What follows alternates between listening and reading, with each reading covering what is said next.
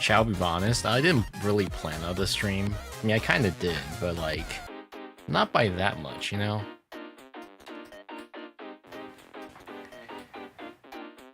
Good evening, chat. How are you doing today? It's the 4th year anniversary! Woo! Yeah, we started the stream, let me see, 2022? June 25th? I've been streaming for this long, wow. It's a lot longer than I was expecting. I mean, it's not like I've ever gone a day without going like, oh man, I really hate streaming, I don't want to stream anymore. Yeah.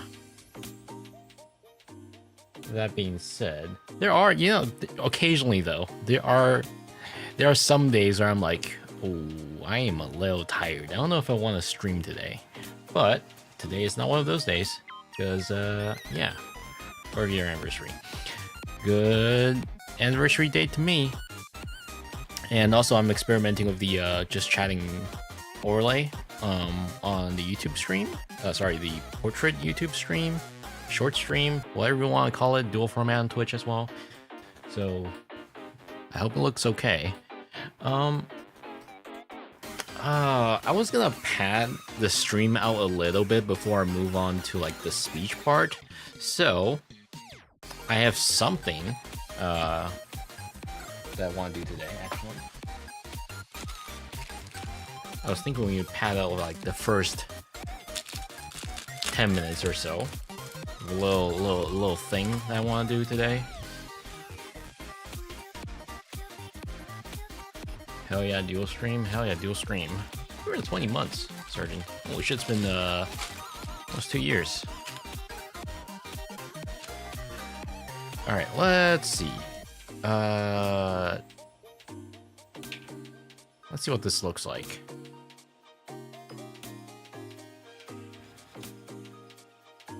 Alright, this? Oh. Well, that's good to know.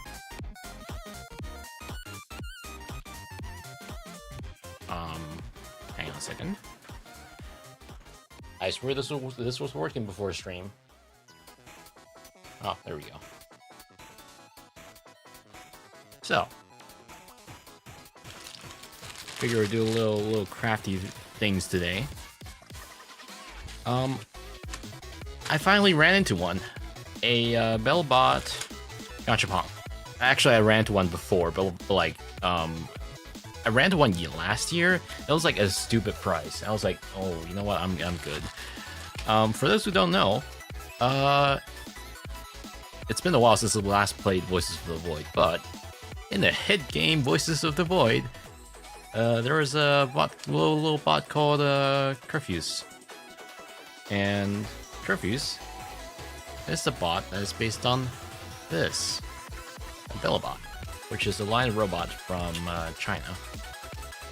And it's, actually, that's not entirely true. Their Curfer bot was based on Curfews from the French Carrefour store, and that robot was what made Bellabot popular. You can see these guys in restaurants and whatnot these days. And it comes with 4 different ones. Look. And I think I got the 3rd one. Yeah.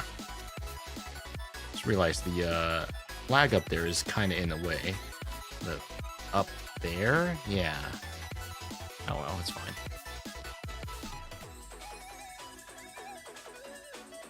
Actually, I think of all designs, I think I like the 3rd one the most. Alright, let's see, how do we put this together?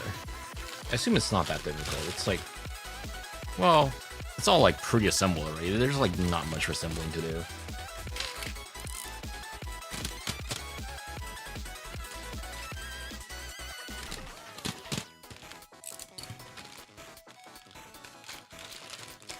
I need to sharpen up this knife. Ooh! And I dropped the part already. Cool.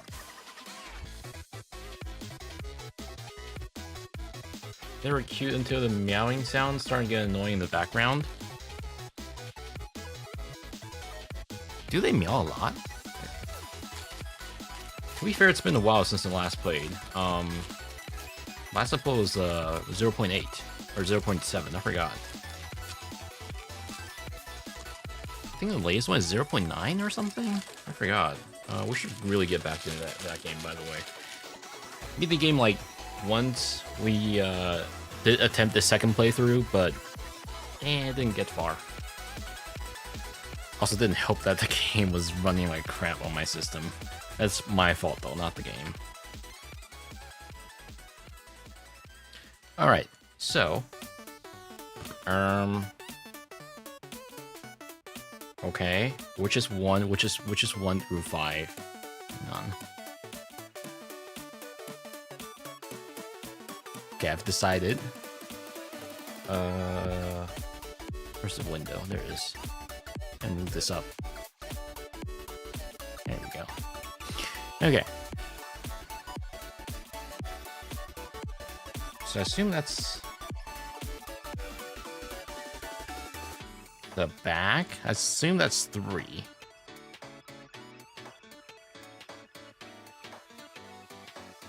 I assume that's 4, because there's a little hole here for the indent. I assume that's 2.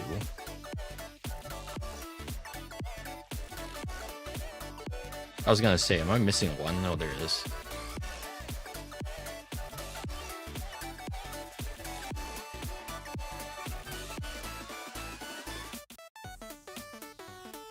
No, that is 4. The one has logo on it.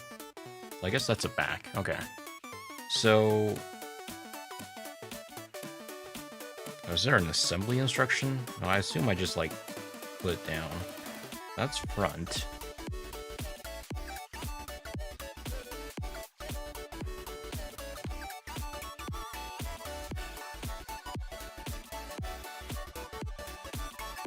Okay, I think I'm supposed to like assemble it before putting it on the base. Like this. Like, no, that's 3.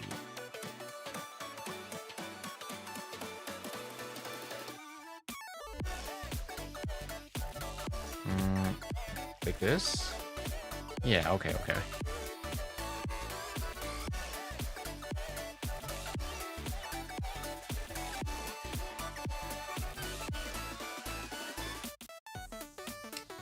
Like this?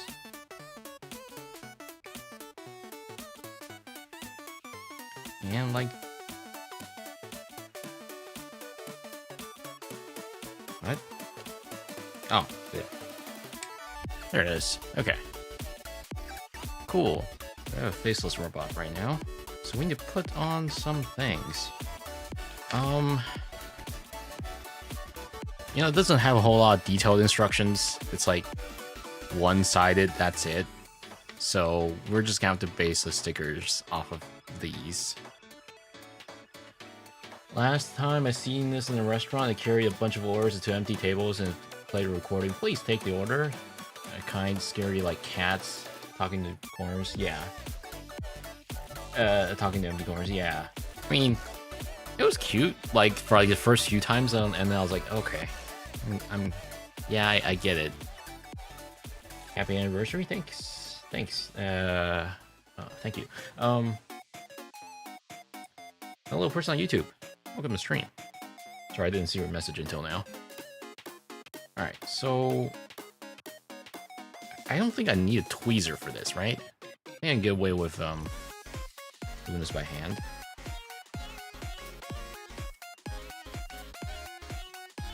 Or can I? We're off center already.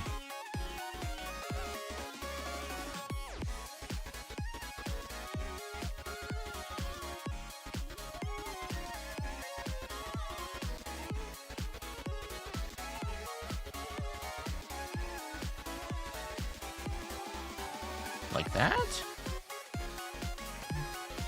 Yeah, it's not quite flush, but like good enough. What else?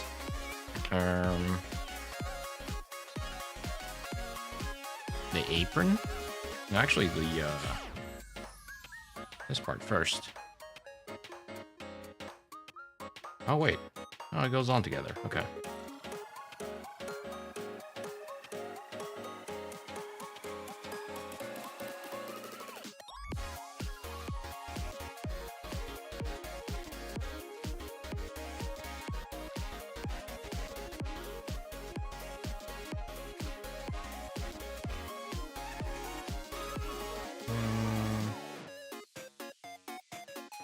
It's a little crooked.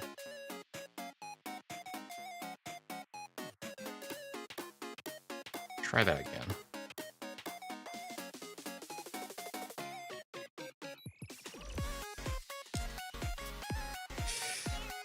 Okay, you know what? Maybe I won't adjust it. Because it ripped a little bit. That's not good.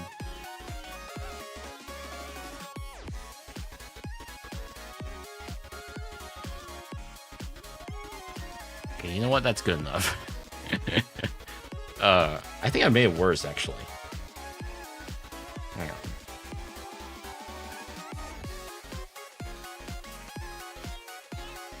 I mentioned I'm bad at arts and crafts.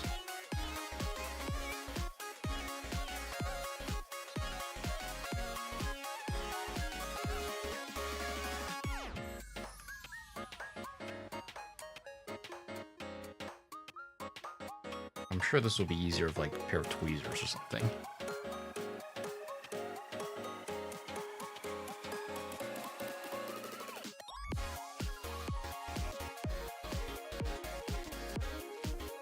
Looks so good. Thanks. It's still like a little crooked, but whatever, it's fine. Not like I can tell from a distance.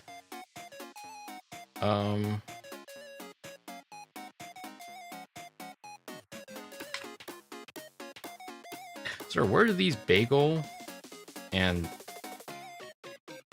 coffee cups go?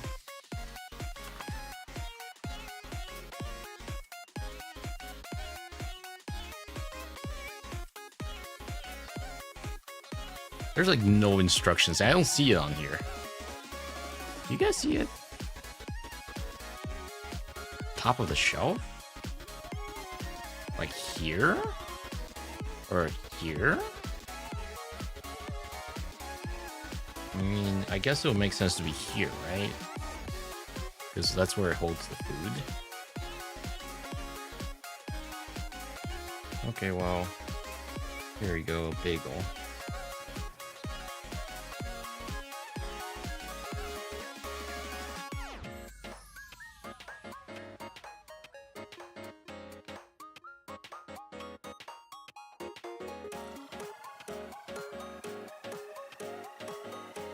And here you go, a coffee. Oh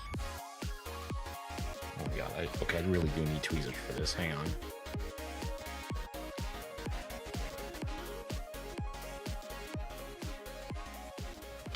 There you go.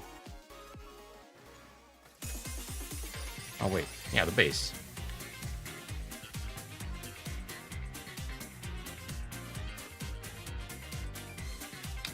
Good. Okay, maybe don't push it down like that.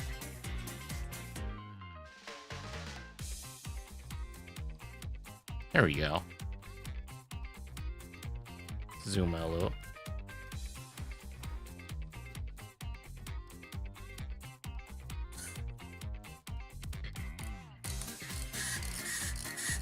Holy shit, this thing is so loud. Woo! This is basically what Curfews is like in-game.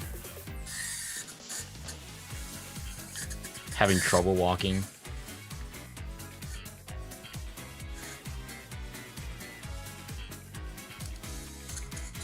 Oh.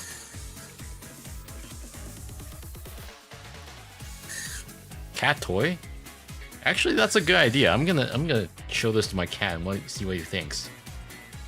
Actually, hang on. I think he's right outside. don't know if you guys will be able to hear me.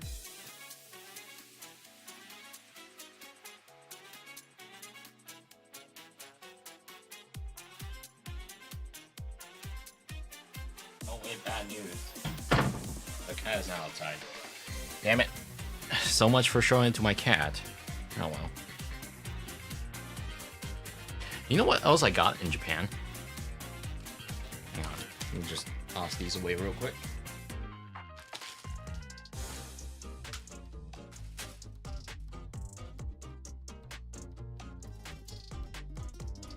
Cat does not condone the anniversary, indeed.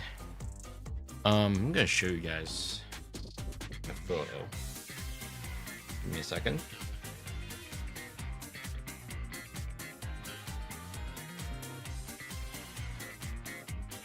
Or actually, let me show you guys this first.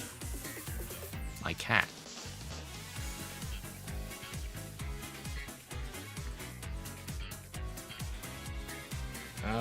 Where is it?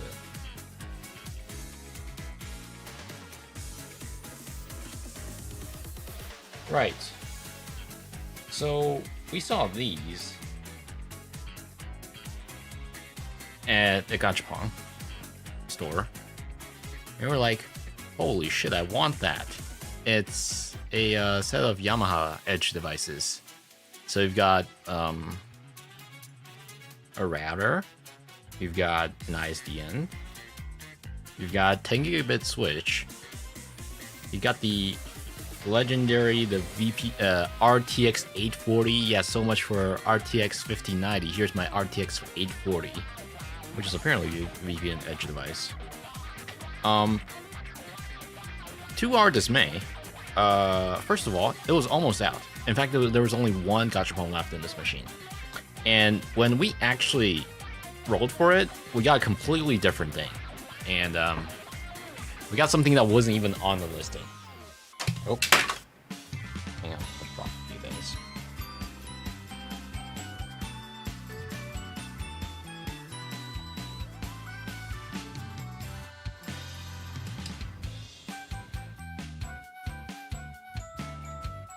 I got this.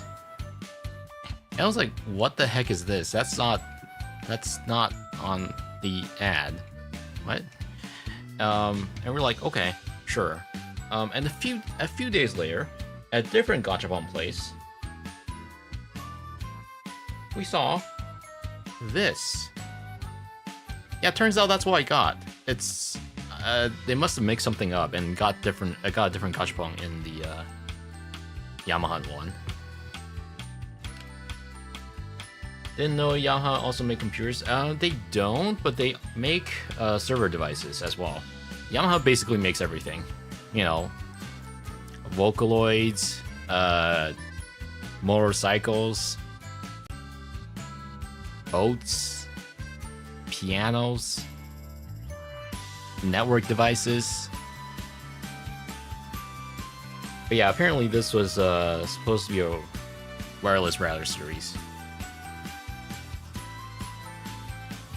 That's also where I found the Bellabot Gachapon.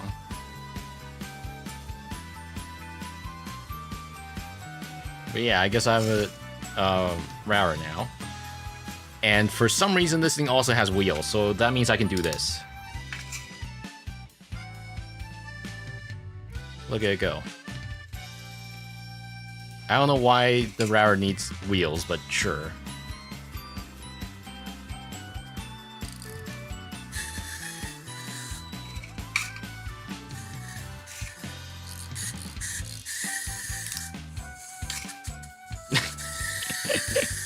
Oh my god, this thing is so loud.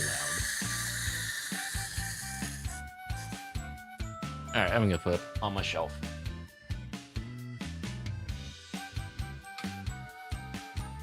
You know, I have a bunch of weird Gachapons I've seen over the years. Let me show you guys what else I have.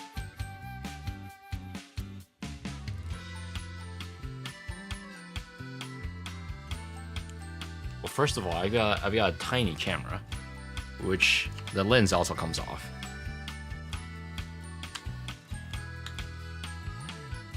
I was like, dude, that's so cool. I want one. Thank you. and a tiny gachapon machine with actual gacha balls inside. You can actually get them out if you wanted to, if it would come out. Hello? Anyways, yeah, there are actually balls inside. You can hear it. Also a server rack. You could actually fill the server rack if you wanted to, if you did like multiple gachas. Do multiple rolls.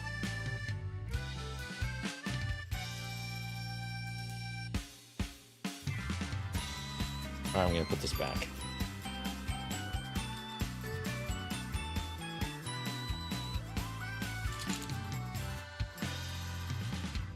On the shelf you go.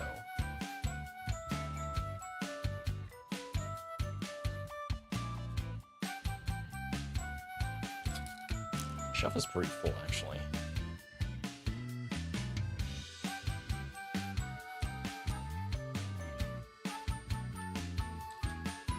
But it'll fit.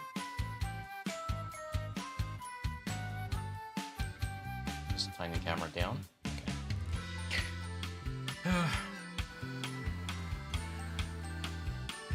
Alright, that should be enough time. I think most people are here already.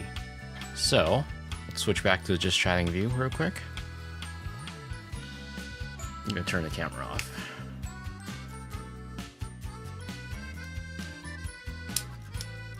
I just realized how big the chat is on YouTube side. Maybe I want to cut it off a little bit. Yeah, like this. That would be better, yeah.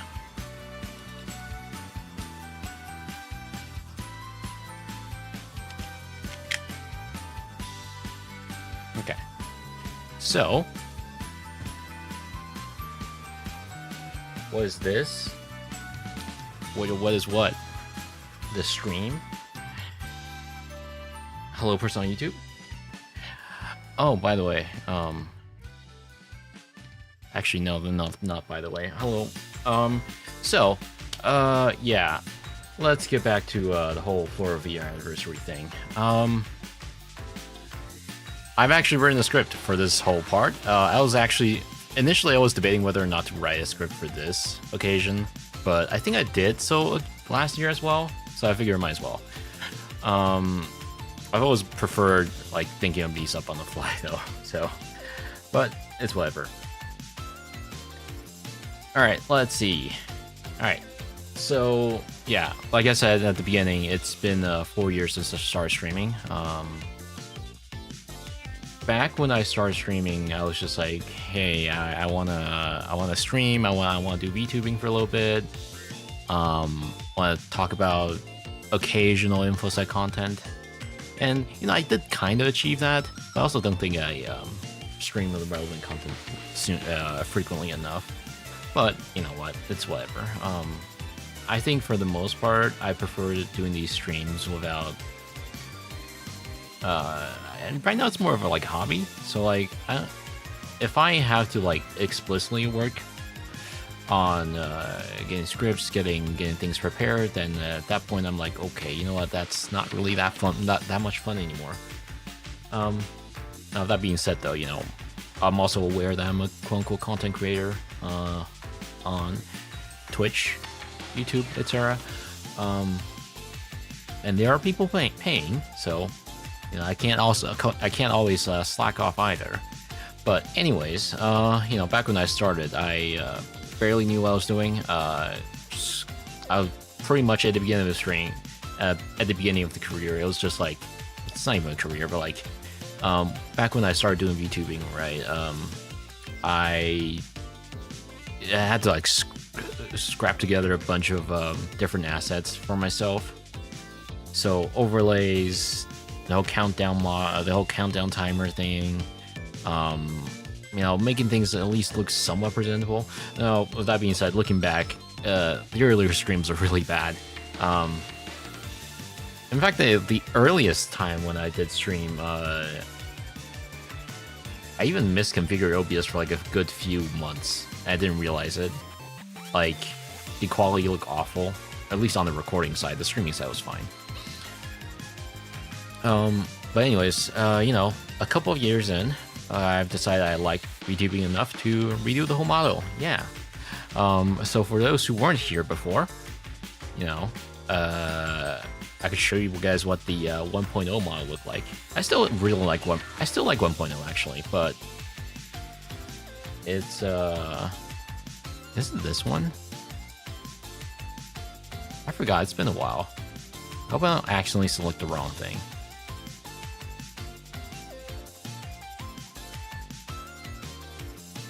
So initially it was this one, I think. Oh god. Yeah, this model was not rigged for a rebridger, by the way. So the tracking is gonna look very wonky, but this was what it looked like when I first started. And then about a year in, I was like, you know what? I've heard of this thing called rebridger. I'm gonna get that done, and it's when eventually I got the more properly tracking model. But like,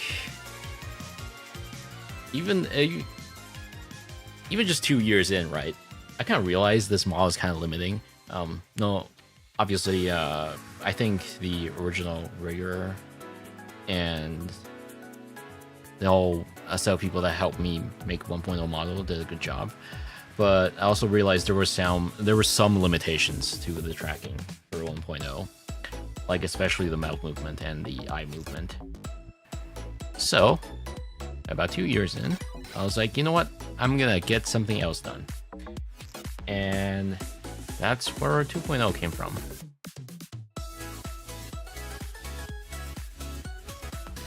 Yeah, it's just such a huge difference when, you know, when switching them side by side, I realized how big of a difference that is.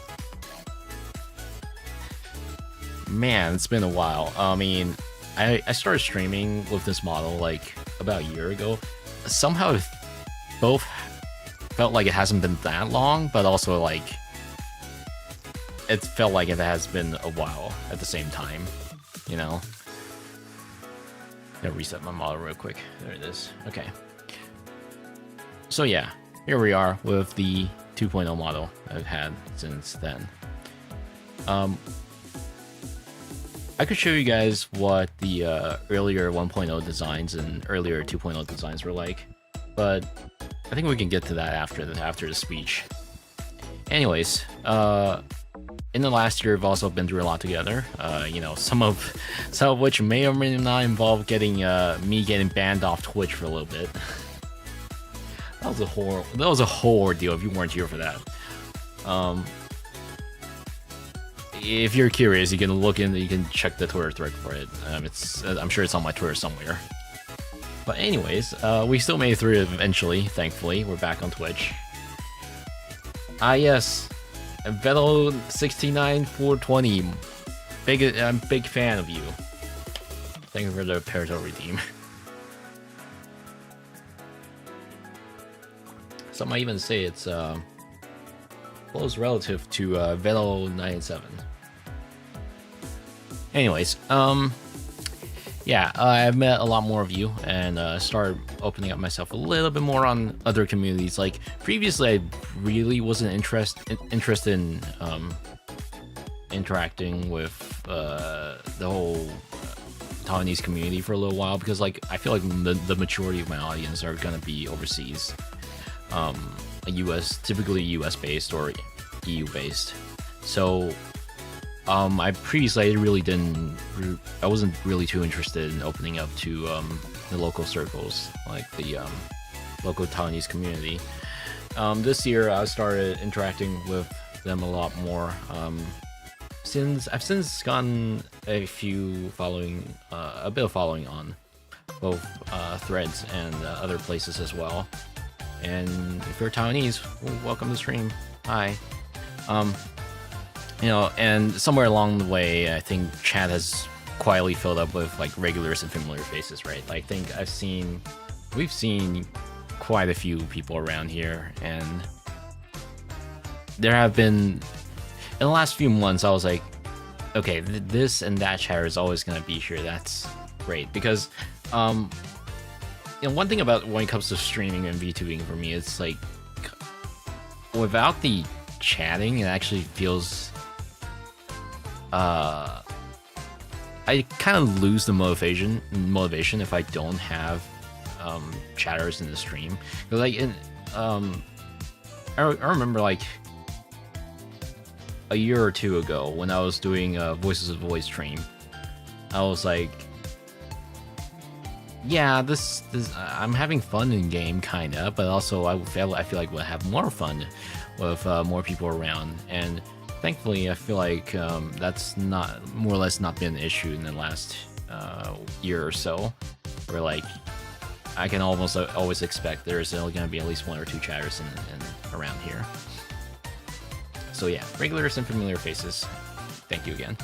I've also gotten a lot more messages from people all around lately, specifically asking for InfoSec advice specifically, and just generally a lot more interactions compared to before.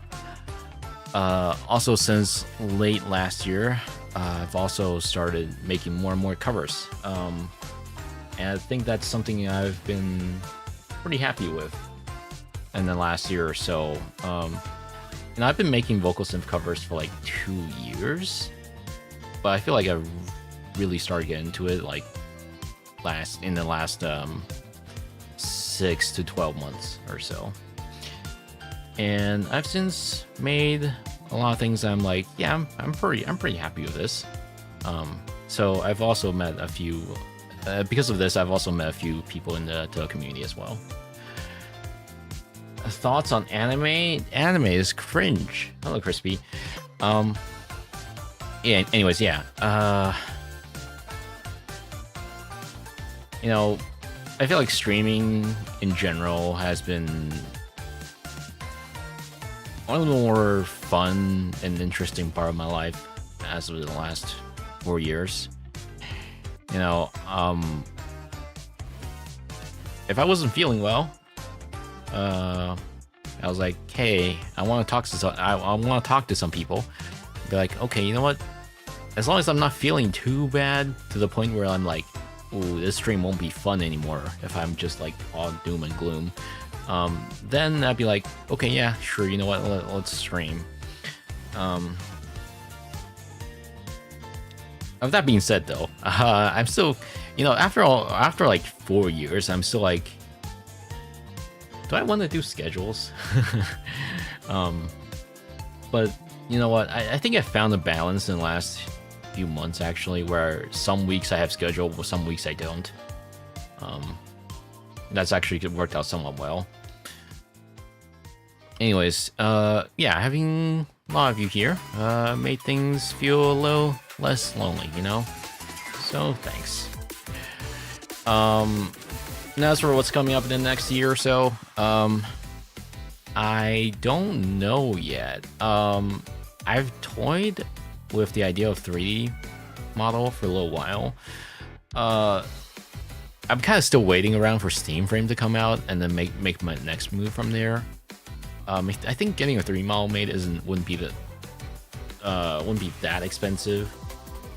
Worst, it's like, oh, okay, let's not say at worst. On average, I'm sure it'd be like a couple $1,000s. But like, the part I'm most concerned about is the tracking. Anyways, that's a whole topic I don't want to talk about until Steam Frame comes out and people have played around with it. We'll see, though. I'm hoping sometime next year, hopefully. Anyways, beyond that, though, I'll still be around for as many years as I want to keep streaming, which is, for now, I'm like, yeah, I'll keep doing this until I'm like, until something really bad happens or something like that, which I hope is never, so I'll keep streaming. Now, let's move on to the celebration part. So, celebrate this occasion, I've commissioned our wonderful VTuber Mama once again. So shout out to Jamama or Zhijiang and Xini for this piece. Now, this piece, well, first of all, I'll post the art later on Discord and on Twitter after this. But this piece will also be made into a 3D acrylic stand, debuting and sold later in August during the FF47 in Taiwan. Now, unfortunately, this time around, I have not planned for international distribution. I'm thinking only like 20-ish will be made because, like, you know, not a big VTuber. I don't think I want to have too much stock around. So yeah, that's not saying that international orders won't be a thing, but right now I can't make any promises. There may or may not be some, depending on how it goes. Because, like, if I were to do international merch, I don't really know how it's gonna work out without like a big partner for that. Where's my birthday kiss, Asa? You'll get one later in DM, alright? Anyways. So, once again, huge thank you to everyone involved. So, that's all of you following here, or anywhere, really. Anyone that's watching my stream, lurking in the background, whatever, you don't have to chat, I understand. Lurkers are great. And as well as the mods and friends I made throughout all these years. So, mods such as the person whose name starts with K. That's right. It's Mr. Krabs from Krusty Krabs. No, thank you, Crispy. As well as a few others. So Zane, I don't think it's here, but, like, you know, he was here every now and then. Anyone that helps out is, like, greatly appreciated. So Zane, Crispy, Amy, etc. I kind of would like to get more mods at some point, but, like, you know, I don't think the chat is chaotic enough that we need more mods for now. As well as well, I have 2 VTuber friends. You wanna guess who's who and what their names are? That's right. One is in the chat. I wonder who it is.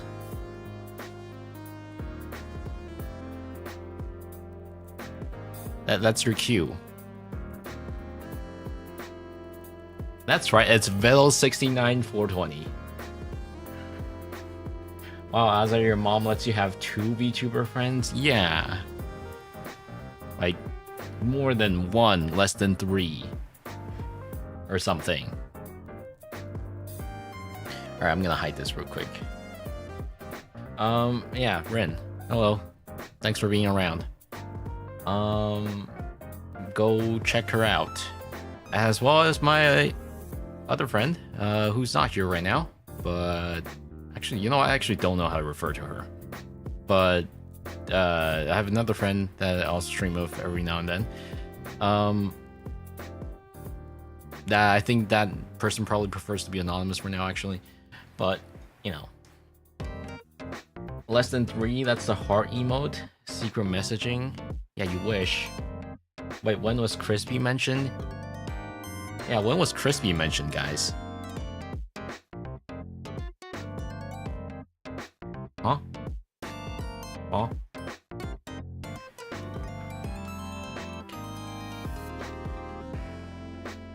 Mod still?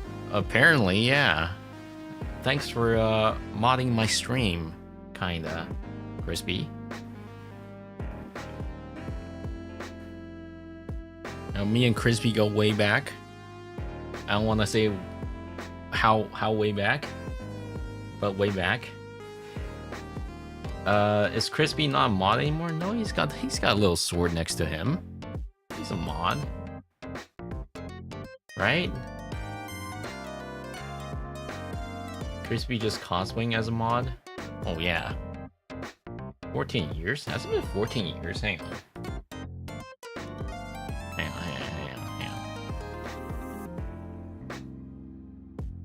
Where's Crispy on Discord?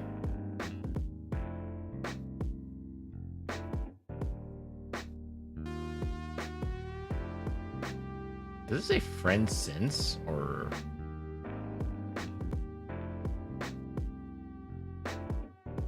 Oh wait, I think we removed friends for a little while or something. I don't know. I don't think Discord's been around for 14 years. Actually, you're right. I think it started around like 2014, 2015 or something. I didn't start using Discord until like 2016 or something. So no, it hasn't been 14 years. I've been debated.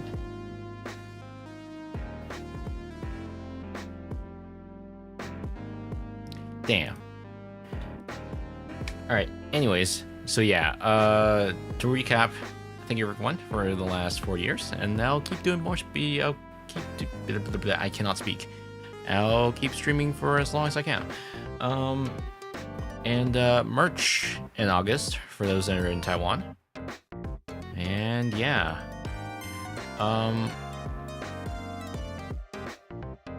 Thanks. Did you know Crispy on Skype?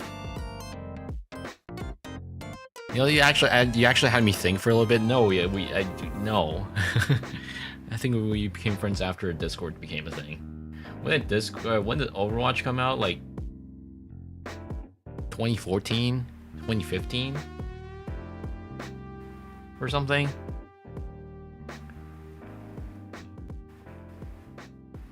Right? I forgot. It was probably around 2015, 2016 then. Yeah. Because I remember Discord being a big part of my life in 2016. Yeah, May 2016. Yeah, makes sense. Olge. Look, can you be Olge when I still remember GTA 5 came out? It was like it was still a console exclusive at the time. You know, speaking of GTA, I've heard there's content locked behind the $100 Ultimate Edition or whatever, like stores or something. I didn't know of that until like today. Cars, guns, stores. What kind of sicko locks stores behind paywall? What?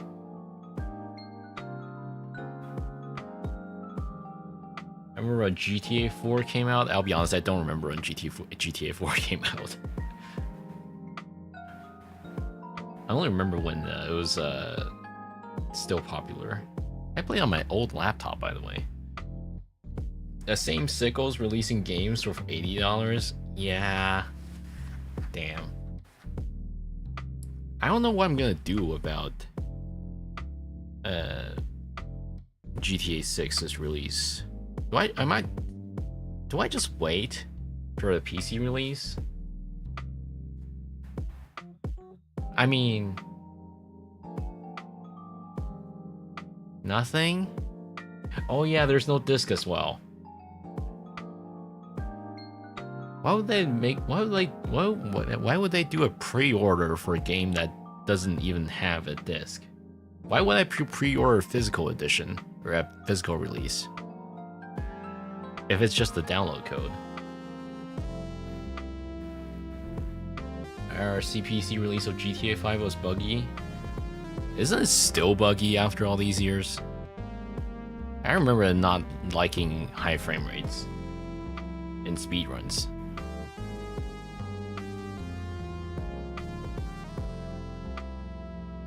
Don't forget GTA Online isn't going to release for a month. I'll be honest, I don't really care for GTA Online. As a paid subscription. Is that confirmed? Isn't there like no news for the GTA 2 thing? I'm afraid their UID will run out, so pre-orders. Don't buy GTA 6 TBH. Not worth it. But content. Although, I'll be honest, I don't know what I'd do with a PS5 if there's only like one game I want to play. I don't even have a PS5 yet. Cause like there's just no game on there that I want to play.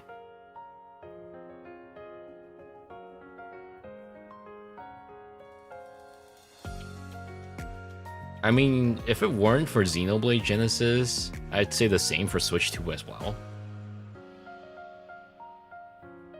There's better games coming out later this year, like Xenoblade. No, it doesn't. It comes out. It comes out next year. Unless you're talking about the Switch 2 editions for the 1 through 3. Nickel and Diming, the most anticipated game of all time because they know people will buy it anyways. I'll be honest. I'm pretty sure people will go out their way to buy new consoles specifically for this game. And I think that's probably why PlayStation is like really trying to advertise the game as well on their Twitter account. Star Fox just came out for Switch 2. It's worth. Is it? I feel like I can go back and play Star Fox 64. September is packed with many other. Yeah, that's true. I mean, I don't really have any. I would like. The thing I'm kind of concerned for GTA 6 is I'm probably gonna get spoiled.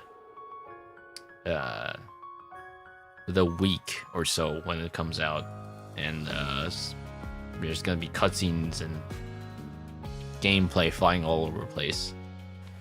And I'll be kind of tempted to watch it, you know? With that being said, it's not like watching a gameplay necessarily spoils my fun for a video game. Especially if it's like a sandbox video game. I'm sure it's story-driven as well, but, you know. As a don't get more broke just for Take-Two and Rockstar, you're right. I should get broke for Japan. And anime, and what else? New model? Yeah.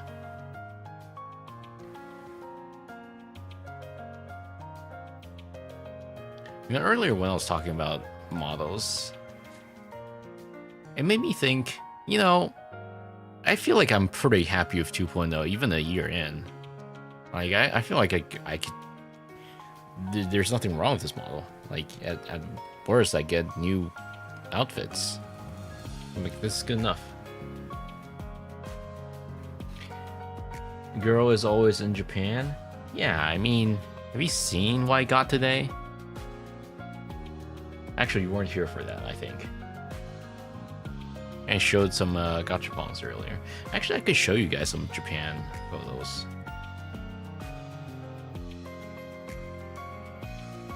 Having multiple chat boxes on vertical stream is just kind of weird. Is it? I mean, okay, I can shrink it, I guess.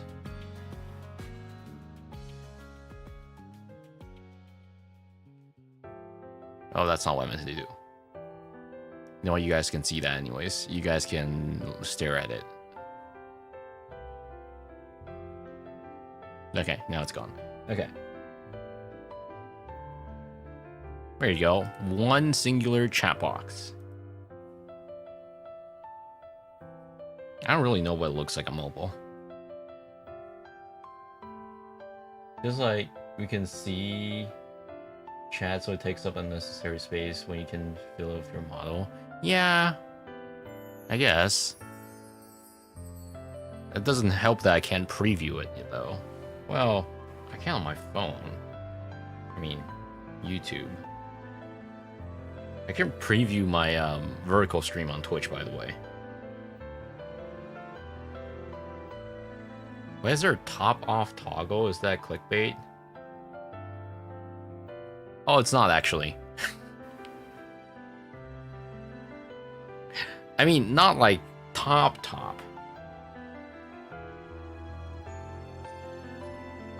Let me see what it looks like on my phone. Hang on.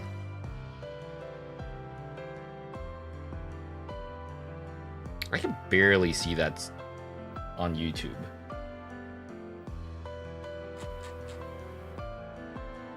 Yeah, I can barely see that on YouTube. Because the chat is in the way. Can I hide the chat box on YouTube? Oh, I can't. Okay.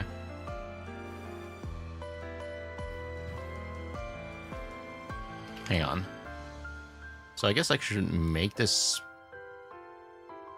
I can make this larger.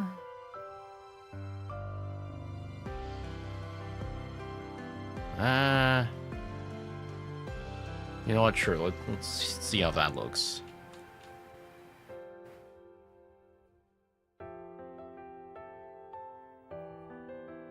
Okay.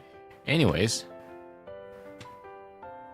Yeah, I guess I could show you guys what my the pictures from my Japan trip. I haven't really sorted through them yet, though. So I'll just show you guys some.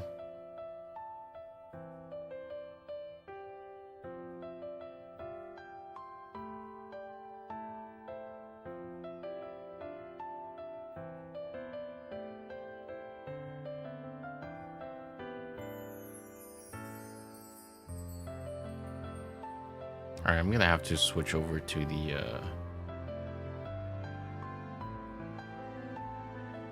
gaming view.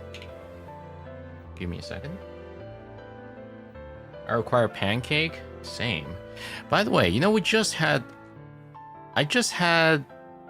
our first... I don't know if it's like the first time it's ever been sold in Taiwan, but just had McGriddle for the first time. A few weeks ago. Little too sweet for me, personally.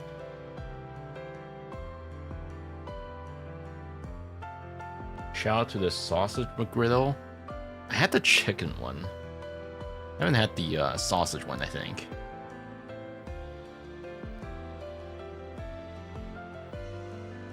Alright, let me see how I can hide these things real quick. Give me a second. Panels, folders, EXIF, film strip. Oh.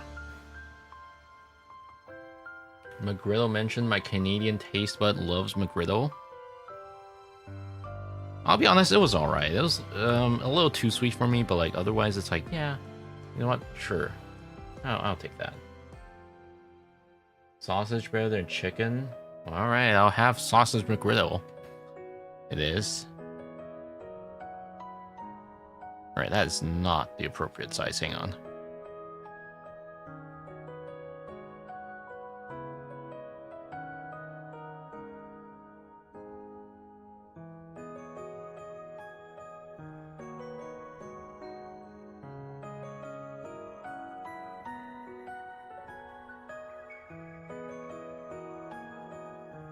Okay. It's 4 minutes of ads. What the heck? Well, YouTube it is. Anyways, so yeah, Japan. I think it's my 11th time visiting the country. This time we were there for the Zumao concert once again. And yeah, for the first few days, we're actually in Osaka. The concert is in Kobe. I'll get to that in a little bit. Let me put my folder elsewhere. 3 ads. Not much I can do, but you guys can look at the YouTube stream instead.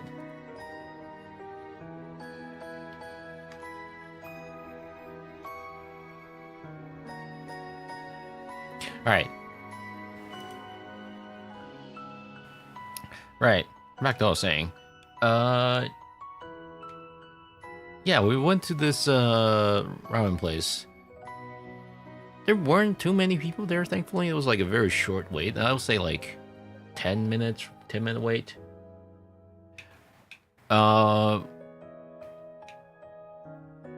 This was the inside.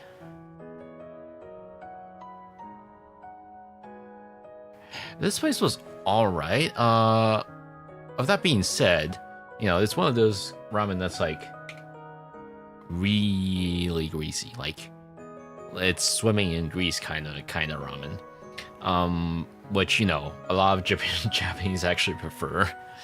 But you know what? I'll be honest, it was actually pretty good. It doesn't look super good, but I promise it was pretty good. Yeah, it was this place. Somewhere in Osaka. I forgot. I don't have the exact address. You guys can look that up. Also, for this specific Japan trip, I was like, you know what? I'm gonna go hunt for a few new Teto items, and so you guys will be seeing a lot of different Teto arcade machines in a little bit, such as this one. Yeah, so this one is at a Gigo, and I didn't realize this until I was done with the arcade machine. Until I already spent like 2,000 yen or something like that. Yeah, this was an older run. I didn't realize this at the time. I thought this was a newer run, but no, I actually have this lineup already. Not this specific one. Like I only got one of each from the lineup anyways. But yeah, I got the voice peak one. Didn't really need it, because you know I already have the SB one from lineup. Also, Milky's Subway or whatever the film was called. That line is apparently hugely popular in Japan. I kept seeing like prize arcades with them inside. They got merch, yeah. I watched it for the first time, like the compilation one, that's on Netflix or whatever.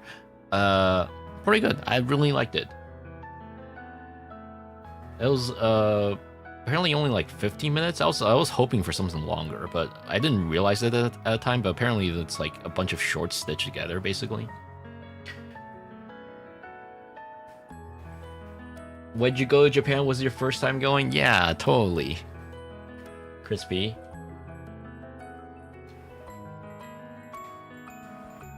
He's joking, Rin. Alright. Yeah, there were also some of the leftover merch from the previous. This was like back when Title Live was still a thing. So like mid-March. So like it's come out for a little while. I never bothered for these because like these are usually stupidly hard to catch. I'm like, I don't know if I want to spend like over 1,000 yen on a can badge. I don't understand jokes. Me neither, Rin. Anyways, yeah, I got this one, which is now in my little plush bag. After that, we asked the clerk to see if they have the newer one that I was looking for. They're like, sorry, don't really know. Sometimes the website will update before our inventory does.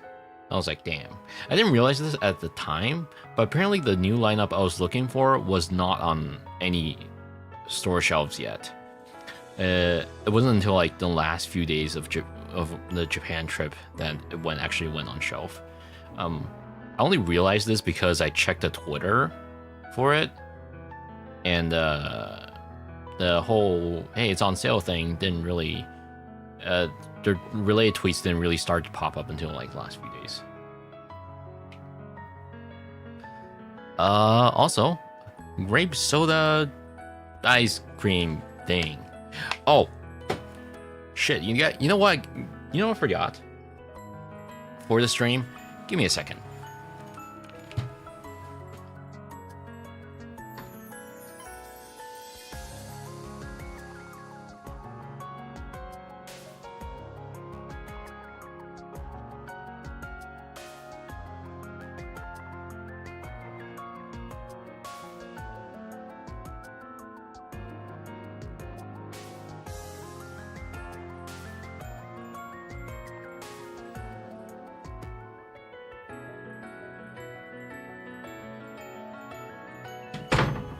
Back.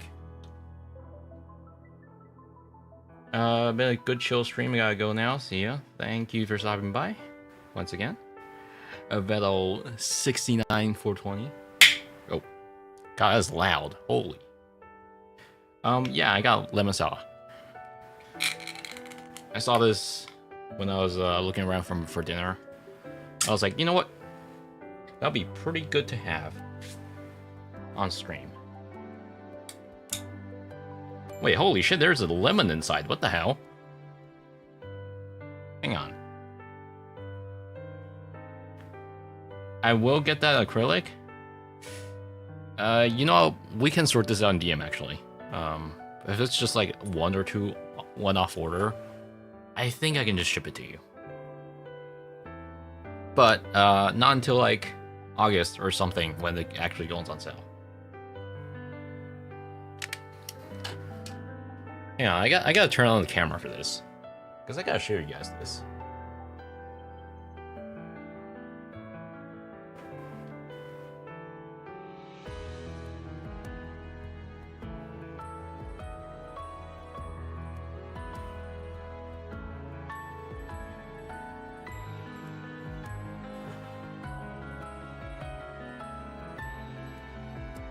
It's a can, and it's got lemon in it. You know, I wasn't expecting that for a canned lemon sour. You know, that's the first time I've ever seen fruit, actual fruit in a can. Lemon in this economy? Cave Johnson's so mad right now. Yeah, it's gonna combust.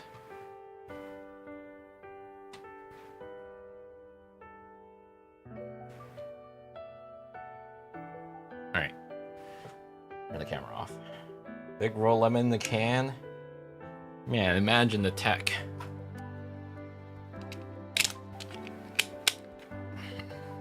I'm gonna take a sip.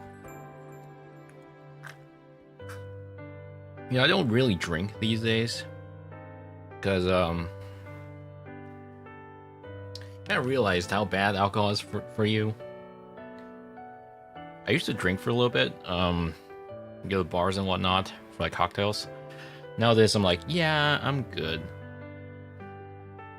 But for this occasion, I think a little bit of lemon sour is fine. So for those who don't know, Taiwanese are notoriously bad at handling alcohol. I think we're missing enzyme that handles alcohol.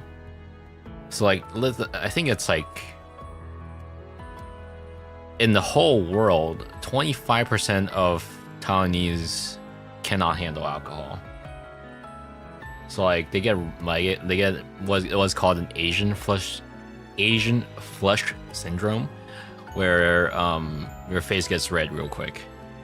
You also get cancer more easily, and I'm part of that. So that's why, you know what, I'm like, you know what, maybe I shouldn't have too much to drink. But for today, I think it's fine.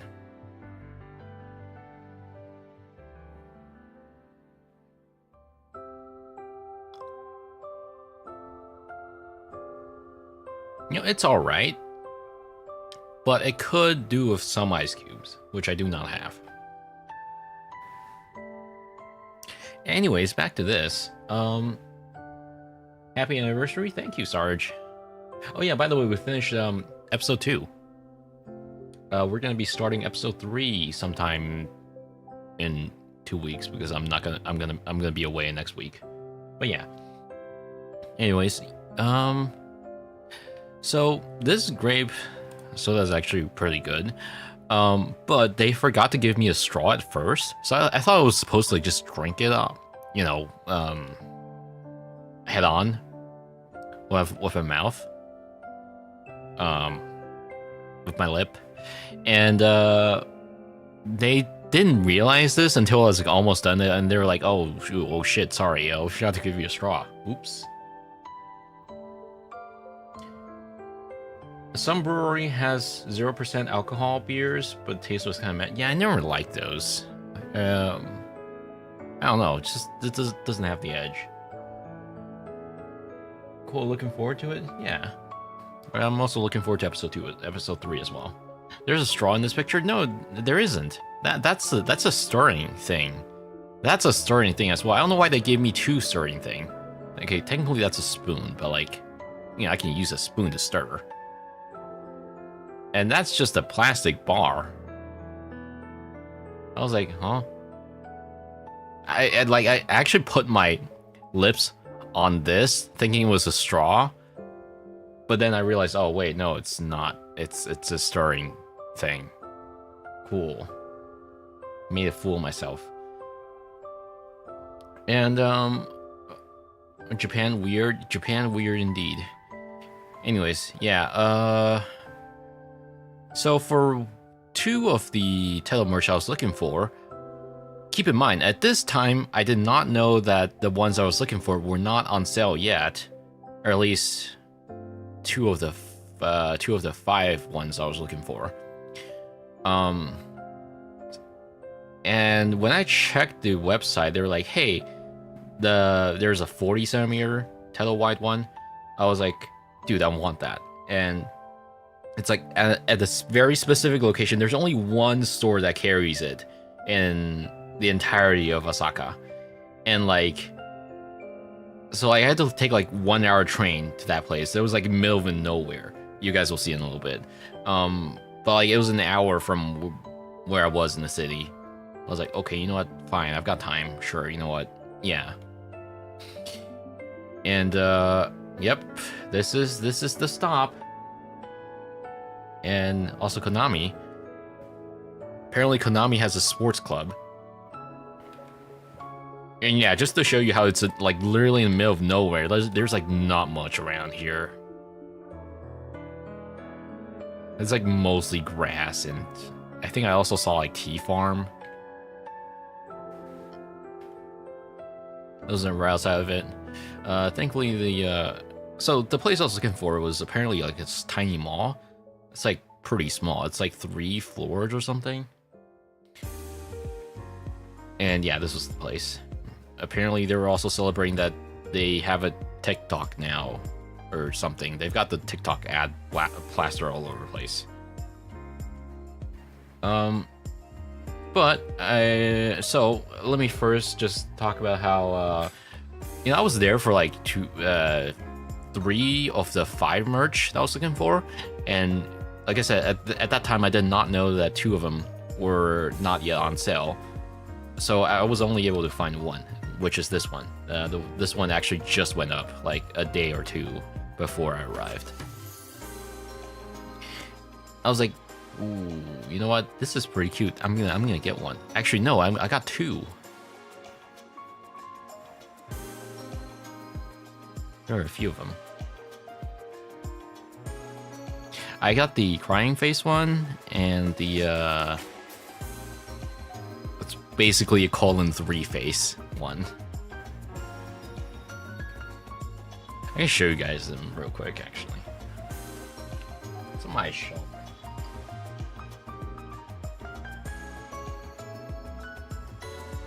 Where is it? Where I put them again? Oh, there.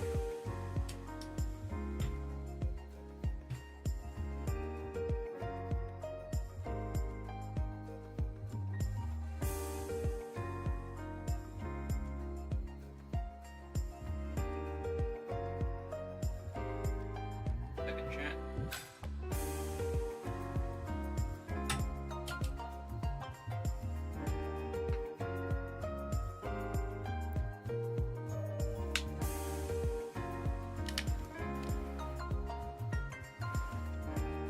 The colon 3.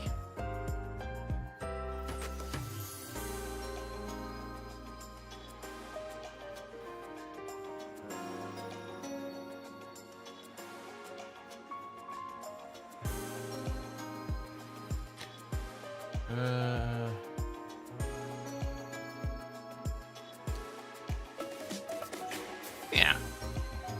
Here they are. Look at them. I I'm still debating whether or not to get rid of the tag, because like the tag is kind of big. It's like basically the size of its face. Look, and it actually clips on, so you're expected to use this bobby pin to clip it onto your whatever. This one, tiny.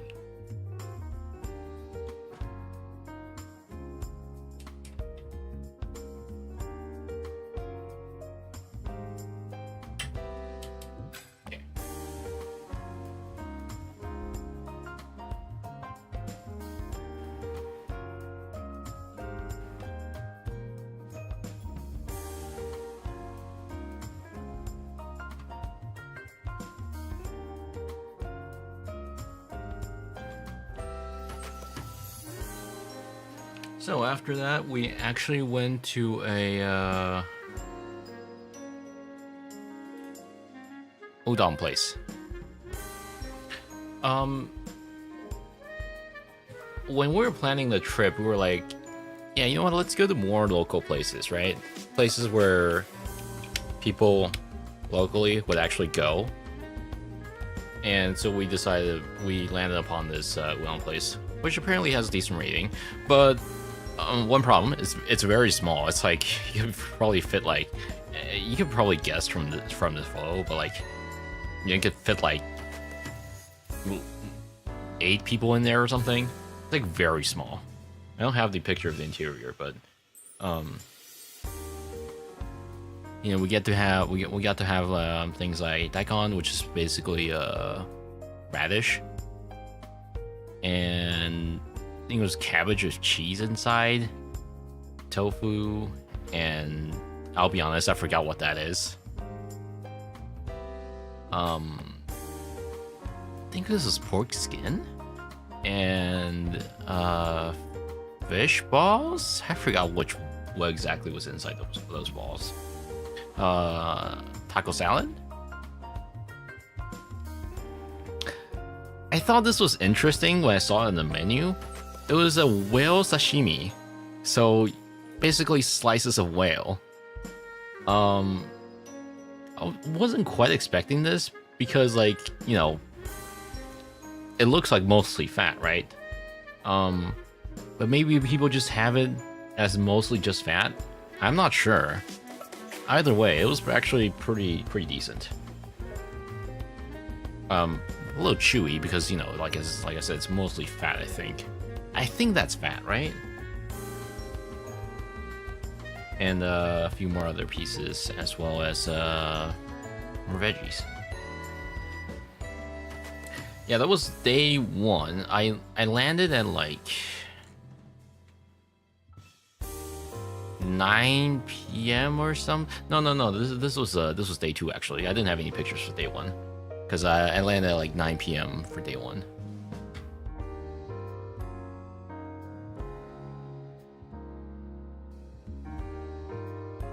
Which did not involve much of a wait, thankfully. I'm gonna double check the pictures before I actually put it in the view. Because I think my friend might be in some of these. I don't want to show her, that'd be bad.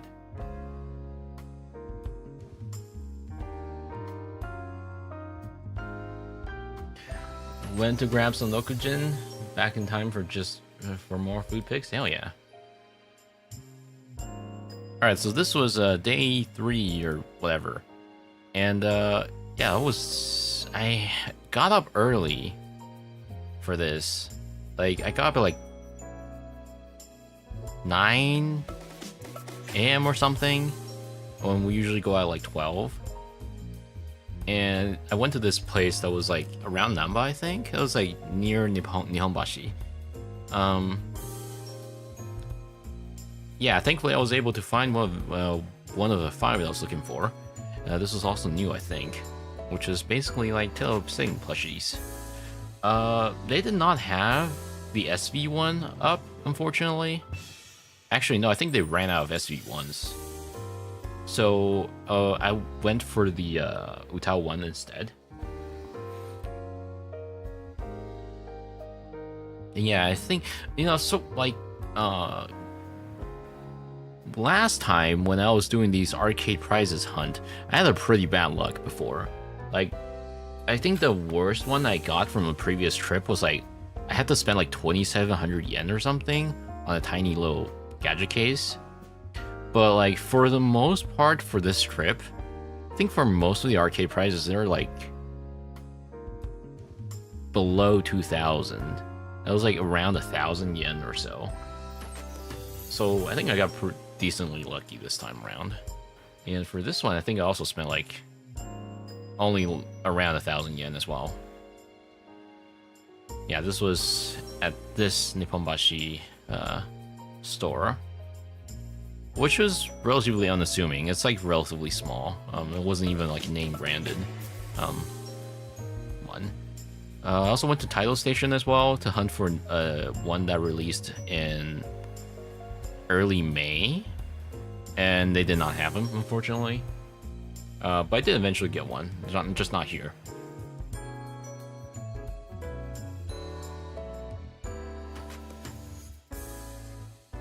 All right. I actually went to Matsuya like a few days. I think it was on day 1 before this, so I figured I'd take a picture of it. You know, Matsuya is mostly known for its gyudon, but I actually like their curry better. I think that's the general consensus as well. I think people prefer their curry over gyudon. Like, if I want a good gyudon, well, not good, but like if I want a good cheap gyudon, I'd go to Sukiya for that. I personally haven't tried Yoshinoya much, but I kind of don't have a reason to when Sukiya's worked out so well for me. And besides, for Sukiya, I could just, order at the kiosk. Well, actually, no, I like for Sukiya, you typically order at the tablet and on the desk. For Matsuya, you order at the kiosk at the front. Which, thankfully, both of these, neither of these required human contact, so woo! Well, actually, technically for the Matsuya one, you have to, like, hand out the ticket to the clerk as well at the beginning, but, like, yeah, whatever. Later that day, we went to, I'll be honest, I forgot what this place is called in Japanese. But it was like a coastal area in Osaka, where there really weren't much. It very much felt like a suburb area. It was like very open and wide.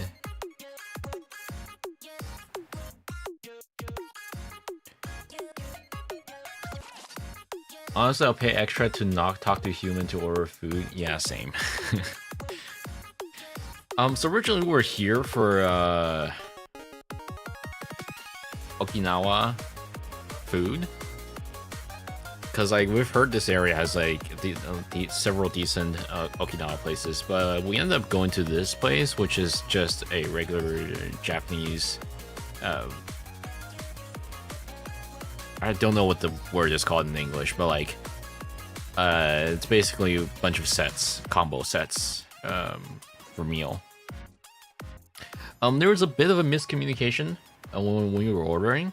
So for the tea, you can get a dessert set, and we were like, yeah, let's serve the tea first. What apparently we ended up saying was both tea and dessert first. So yeah, I guess we ended up having dessert first. Beans and ice cream, yeah, that's a very common combo around here. So it's red bean, so it's actually very sweet, alongside matcha ice cream, and I don't know what the appropriate word would be in English, but like mochi balls, basically. Red bean is like fairly common around here as dessert, because they're typically cooked in like stupidly sweet manners, like tons of sugar and whatnot, including things like green beans. Green beans and red beans are like the most common dessert items around here. And tea, of course. My friend went with sukiyaki for her set. I'll be honest, I still would love to have a sukiyaki, shabu shabu. But, actually no, it's not. Wait, what's the difference? Is there a difference between sukiyaki and shabu shabu? I think this is sukiyaki, right? Anyways, yeah, I kind of would like that, but yeah, it's fine. For me, when I was looking at the menu, I was like, dude, can I have some? It's eels. I love eels. So for those who don't know, Japanese and me, love eel dongs, where it's like you got eel on top of rice bowl, and grilled eel. Grilled eel is like considered a delicacy in Japan. And if I ever see eel, I'd be like, if I can afford it, that is, I totally go for it, and that's what I did. I love a good eel ball. And yeah, this was the set that came with. So we got tofu, we got what's it called? Basically shrimp, fried shrimp, and tempura. That's it. Yeah. Yeah, that was the restaurant that we went to. After that, we went to like the 2nd Street around the area. So for those who don't know, 2nd Street is basically like name brand used clothing place. It's a Japanese chain. My friend was interested. I was like, yeah, sure. You know what? Sure, let's go. I'm personally not big on browsing 2nd Street, because it's usually things that I either cannot afford or it's things that I'm not interested in. After that, we went to Nintendo Osaka, which is quite a while away from here. My friend was mostly there to see Animal Crossing merch, as well as picking up Alarmo. Yes, people actually buy Alarmos. 2nd Street is like hard off minus the interesting parts. Yeah, basically. I mean, occasionally you'll find interesting bags that actually look good, but most of the time you'll find bags that are like, or like band t-shirts, or like Gucci, LV, etc., etc. I'm like, yeah, I'm good. It's either too normal or like too expensive. Anyways, yeah, they also have these Gachapon series. I think this one has been running for like a few years now, where you can actually go get like Gachapon with like cute little miniaturized controllers. Apparently, these parts actually fit inside real controllers. So like, if you actually want new parts, I guess you can do that. Are you going to Evo this year? When is that? And where is that? Are we talking about Evo in US? Also, I'm starting to feel the heat already. Like I said, Asians, Taiwanese cannot handle drinks. Tomorrow, Vegas. Oh shit, it's tomorrow? Nah, I'll be good. Oh yeah, by the way, I should probably mention this. I'll mention this again tomorrow, or for the Saturday stream, I mean. But I'll be away from Sunday through next Monday, so like beginning of July. Sorry, I should probably bring up a calendar when I say this. I'll be away from 28th through July 6th once again. Not for Japan, no. For US. I'll be going to AX, Anime Expo. It's been a decade since I last visited the States, so where's that? That's in LA. I've never been to LA before. Hope I don't get robbed or get gunned.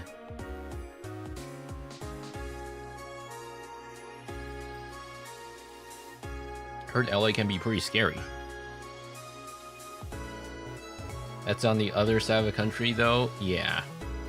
So, no evil, unfortunately. Jian moment. You know, I kind of wish they elaborated on how, when they got their car robbed. LA is fine, don't overthink it. I sure hope so. Vegas is a 2-hour drive from LA. Oh. Well, that's good. I can't drive, though, so... Unless you convince Drifter to do it. Anyways, yeah, they were also selling this Zelda one. I didn't know this was the thing until I got there. Actually, these do look pretty cool. Relatively detailed. But yeah, I was like, yeah, okay, I'm not that into it. So like, I'm good.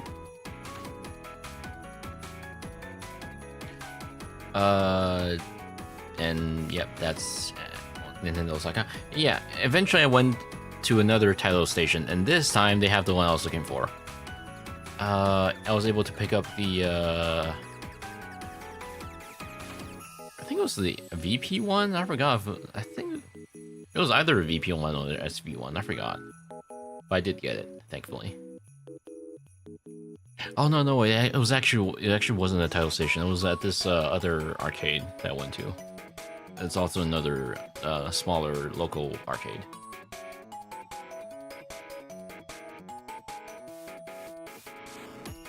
Roatan delay to October 15th if you care. I'll be honest, I didn't know that the game was getting an official release date. I thought it was like stuck. I thought it'd be stuck in infinite early access phase.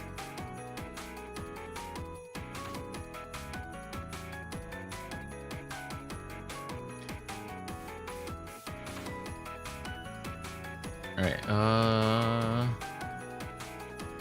Yeah, this looks fine.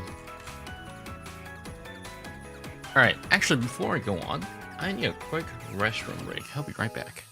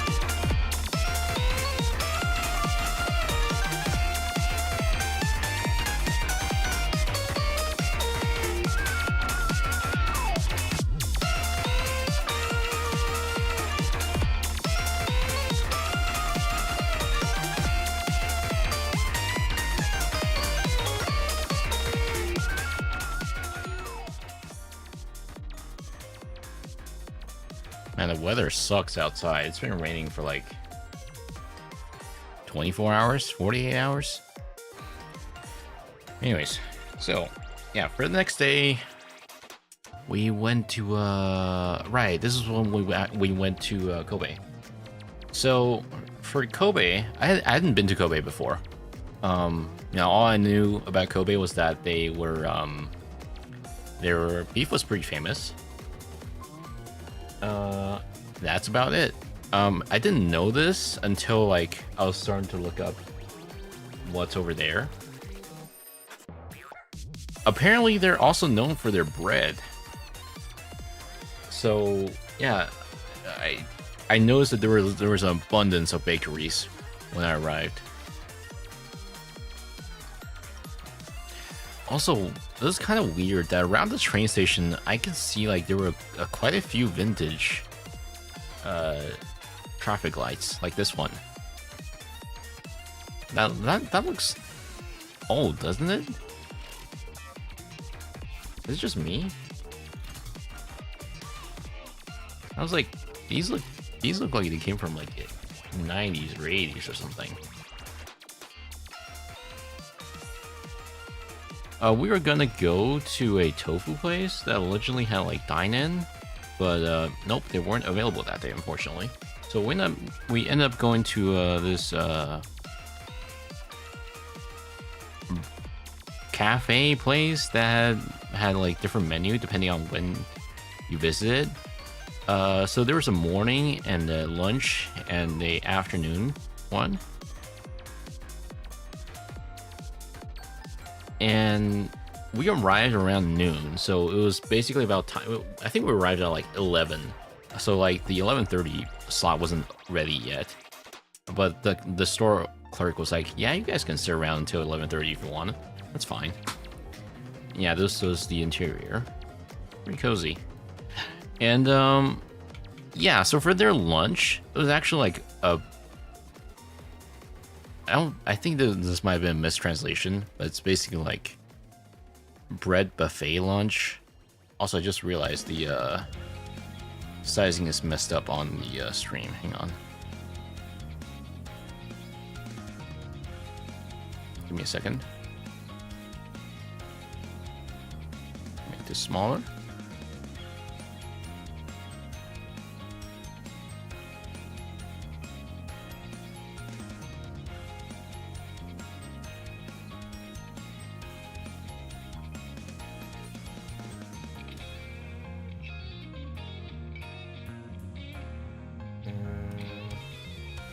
It's also messed up on the vertical stream. Oh, great. Thanks.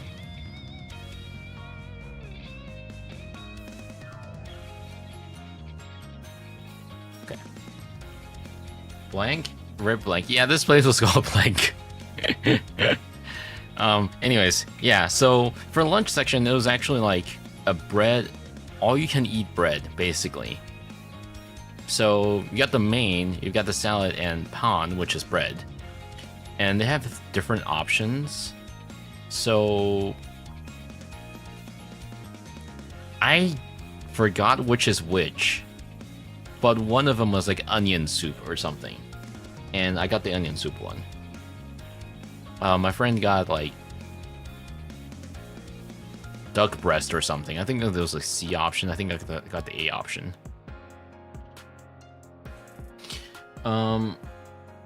Yeah, this was what they had for their all-you-can-eat bread. So it might not look like much, but they actually have like quite a few different options. Like, they actually rotated out the options fairly quickly. You know, it was like after I had my first and second serve, they actually swapped out the bread.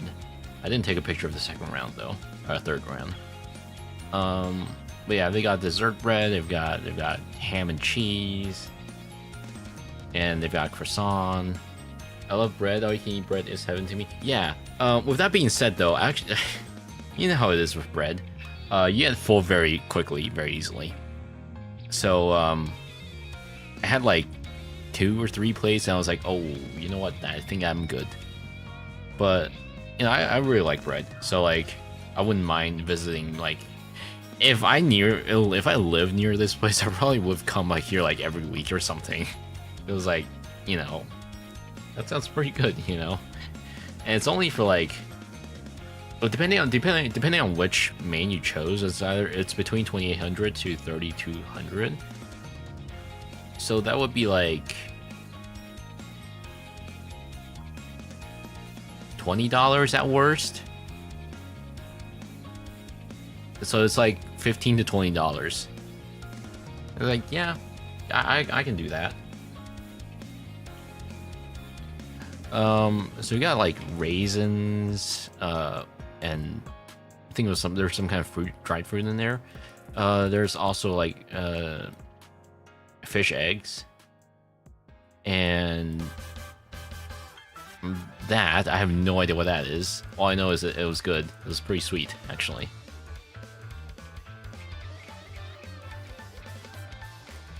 And I love croissants, so I'll get any chance to eat any croissant I want it. By the way, there's also an oven next to it, so like if you want to freshen up your bread a little bit, you can pop it in the oven. I didn't do that though. Salad, which I think I forgot it was for me or my friend. Oh no, salad is complimentary. Yeah, you get salad no matter which one you choose. More bread, more salad. I also got a cafe au lait, so very good. I think it was 300 yen or something. This was the duck breast. I think this is duck breast. I forgot that my friend got. I forgot if I had one slice or not. I think I had one slice. It's really good. And onion soup. Yeah. I like the onion soup. Yeah, this was around the time when they swapped out the bread for other things. And one of my god was this interesting looking piece where it had like a piece of sweet ham on top. I thought it was an interesting choice. You know, we already have bread. You know, let's add more doughy texture stuff on top. I had it. It actually wasn't too bad. But yeah, this is where it is. Oh, there are other places. Oh, they have more than one store. Oh, they have 3 stores. I didn't realize this until now. But yeah, that's blank. Pretty good. Liked it. And yeah, if you go to Kobe right now, which specifically the Sanomiya area, which is basically like the main station for Kobe, yeah, that place is fully under construction right now, so like expect to have to walk around bridges and whatnot a lot.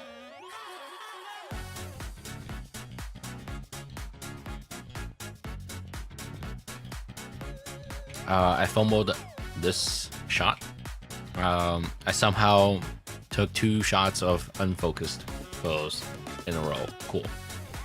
This was the place where I got the curfews, the Bellbot capsule. Eagle. This was the place that was gonna carry the title I was looking for. Which at this time it didn't have it.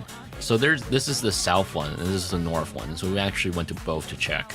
Like I said, I didn't realize this at the time, but the one I was looking for wasn't even on the shelf yet. Yeah, there are quite a few streets, shopping streets around the station. We stopped by Book Off for a little bit, which is also around the same area.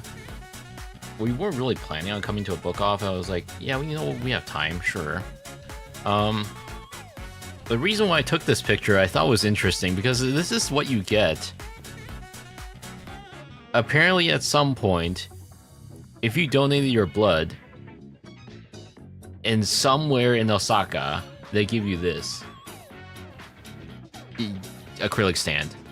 Yeah, someone was like, yeah, you know what? I want to sell that.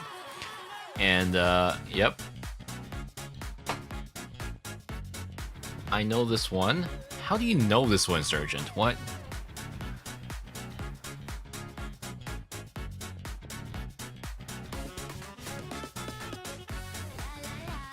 I'll be honest, looking back, I kind of wish I got it, but no, I didn't get it. With that being said, though, 2640 for acrylic stand is for tiny acrylic stand is a little bit much because like this is like keychain size acrylic stand. I heard about the Miku blood donation thing. I don't know if this was an ongoing collab or not, but I wouldn't be surprised if there are like multiple collabs between blood donation and CFM.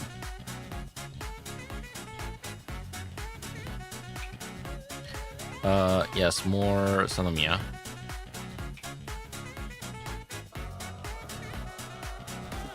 And we stopped by a few restaurants on the way as well. Oh, this is like the back of the station. 4th year anniversary, congratulations, thank you.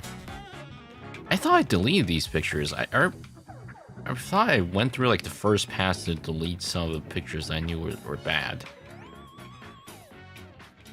Well, I guess we can do it again. Yeah, we went to a yakiniku place after all this. Because, you know, it's Kobe. We gotta have Kobe beef, right? Yeah, I'm pretty sure I deleted these. Why don't they come back? What? Okay, well, I guess I'll delete them again. Yeah, I usually delete the ones that I filter out the ones that I knew were, like, out of focus or bad.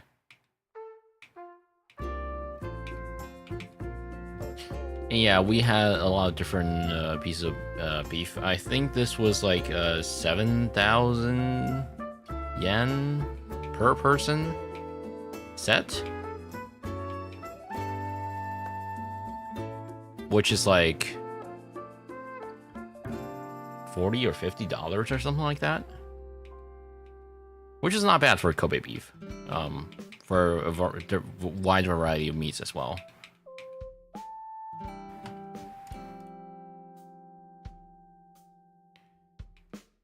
A lot of different cuts. It was a pretty good place. I liked it.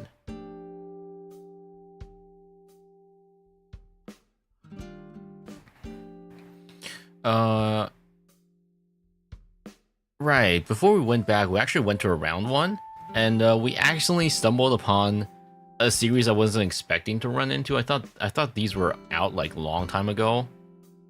But yeah, there was this title series that was somehow still around, and we kind of were just there to like play a few rounds of My Mai, and that was about it. But no, we then ended up accidentally snatching this set, and yeah, I got the Utah one. Round one is pretty close to the station, so I'm gonna go there. It's pretty easy.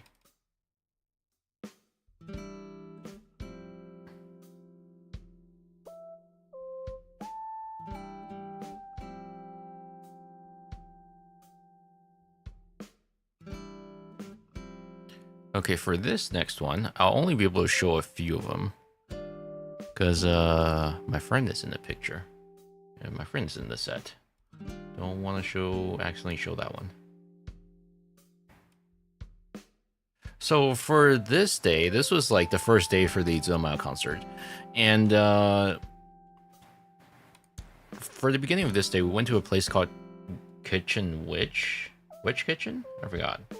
It was like a tiny mom and pop's type of local place, and I think it was just run by one person actually, one by a middle-aged lady, I think, and they're pretty nice about everything. You can really feel like you were like at a homey, cozy place, and even the menu was like whatever they have in mind for that day, I guess. And for that day specifically, it was like 3 different menu items, and that was about it.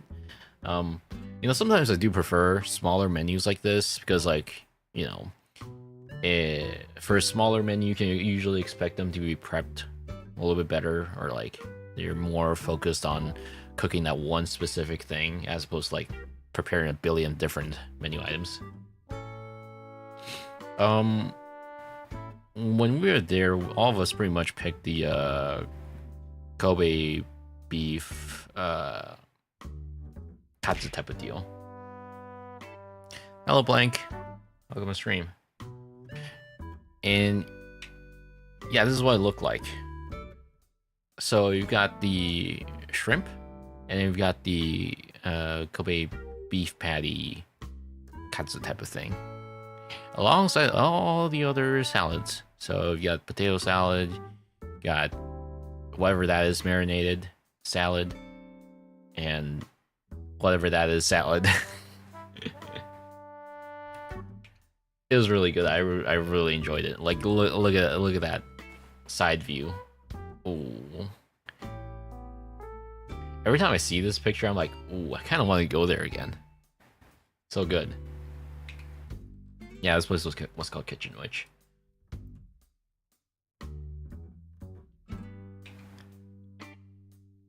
And that's the ad for it. And that's the lady that runs this place.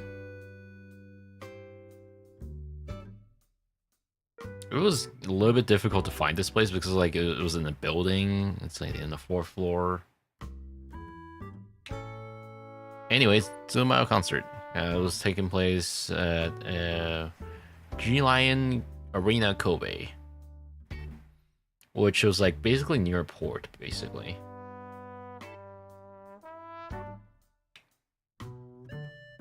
Yeah, if you've never been to a Zumao concert, I would highly suggest going to at least once in your life, because it's quite an experience. If not, at least check out the live on YouTube, because it's probably like the most elaborate concert you'll ever see in your life.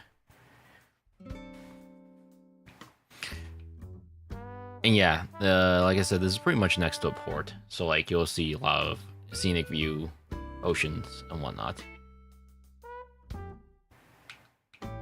We also went to a nearby convenience store, which wasn't even nearby. This was like at least a 10-minute walk away from the place. We were kind of surprised to see that the concert poster was there, or at least, being printed out on an A4 paper. Just kind of slapped on there.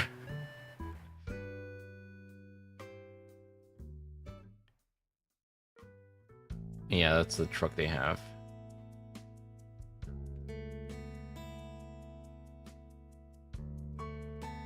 And the card game that they have.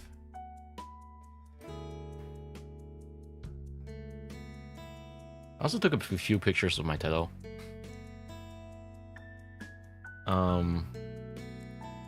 The day before the few days before, when we got the server rack gachapon thingy, or router thingy, we also got a tiny headphone gachapon, and yeah, that's what it looks like on title.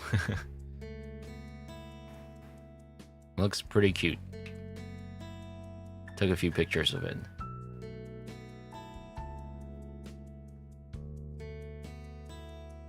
And then after all that, I'm not gonna talk too much about the concert because, like, well, it's more so I'm pretty bad at coming up with things to say after viewing the concert. I'm like, yeah, it's pretty good. I mean, it's a Zumao concert. It's gonna be great. I think I've been to like the same series of concerts for like 3 different times already. One was in the first one was in Budokan in Tokyo. The second time was in Taipei. And the third time is Kobe. Anyways, after all that, we went to a local Chinese ramen place. Yeah, it's not quite Japanese ramen. It's more like a Chinese ramen type of deal. I thought this was kind of weird. Because, like, from what we understood was that this place required everyone is required to get at least one serving of ramen. But they were also saying like, hey, here's our fried rice. Over 90% of our customers order it. I'm like, so what? Do people order both ramen and fried rice? That seems like a lot of carb. We obviously didn't end up doing that because as nice as this fried rice look, I was like, I'm not that hungry, thanks. Anyways, we got the number one ramen basically. So this one. I also thought it was funny that they taped over this. Like clearly they showed like 6 gyoza on here, and then they like changed it down to 5. Yeah, they clearly changed the prices multiple times.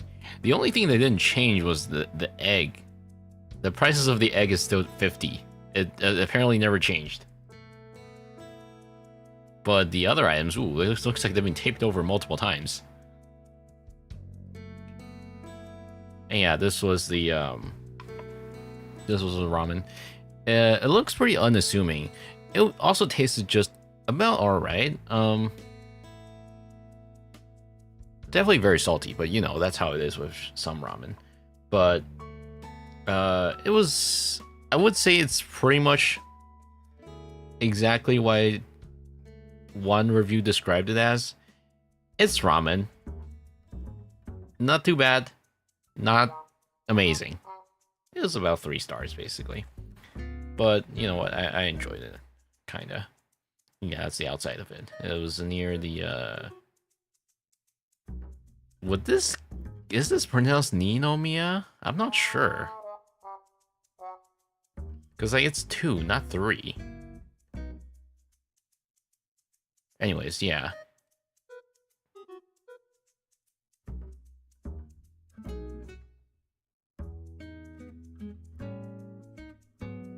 For the next day, we didn't actually take too many pictures for the next day.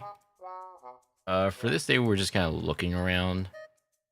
In fact, I already forgot where this was. Oh, right. Yeah, well, you went to it. Hang on. We went to this, teppanyaki place. Unfortunately, we didn't get to see them do the teppanyaki. Because we were seated at a table as opposed to like a bar area where you usually watch them do the cooking. But yeah, it's the beef. Apparently it's award-winning beef, because like they specifically took this plate to us and the trophy to us so we can take a picture. Clearly they were very proud of the beef they were serving there. And yeah, this is what we got. It's basically steak. So I've noticed this is a lot of what a lot of Japanese do, and my friend did not like this, but like there are a lot of steak places will often serve their meat with wasabi, and I actually really like wasabi. So wasabi and beef, great. I actually have no problem with that. Apparently it's like a mixed thing for other people. Some people like it, some people don't. My friend is one of those that don't. So like whenever something like this is served, my friend just leaves the wasabi on the side.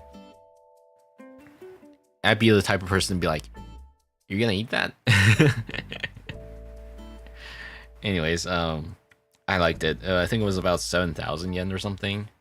So about the same as before, basically. Not too bad. I also like the fried garlic slices.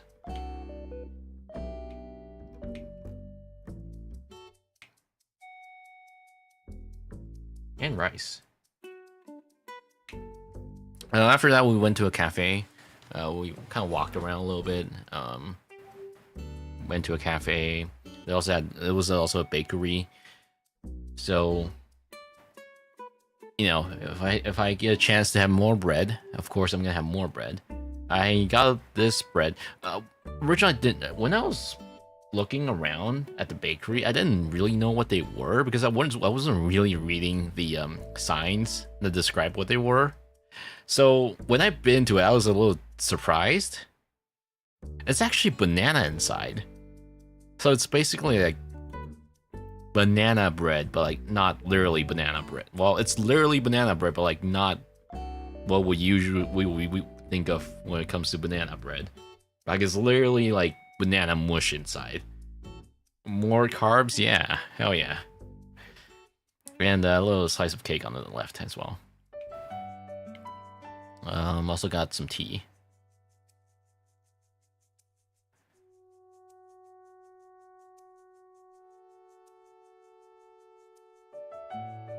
For June 19th, let me see, what did we do? Oh, right, this was an interesting day. So first of all, this is when the 2 items that I've been looking for days finally went up on sale. So this was Finger Puppet. When I was looking around for the tail merches, I thought this was a hand puppet. Then I realized, like, I thought it was bigger. But no, then I realized, oh wait, it's a finger puppet. Oh, it's like it fits on your finger. Because I guess you can see that there's a hole at the bottom. I was like, okay, yeah, sure. You know, it's a little smaller than I was expecting, but this works. It's fine. This one's so cute. I was like, I have to get this one. And yeah, and I did. You know, at this rate, I was about to run out of yen. Well, not yet, but like, we're about to run out of yen in the on this day. Before that, we went to Actually, even before that, after that we went to a department store.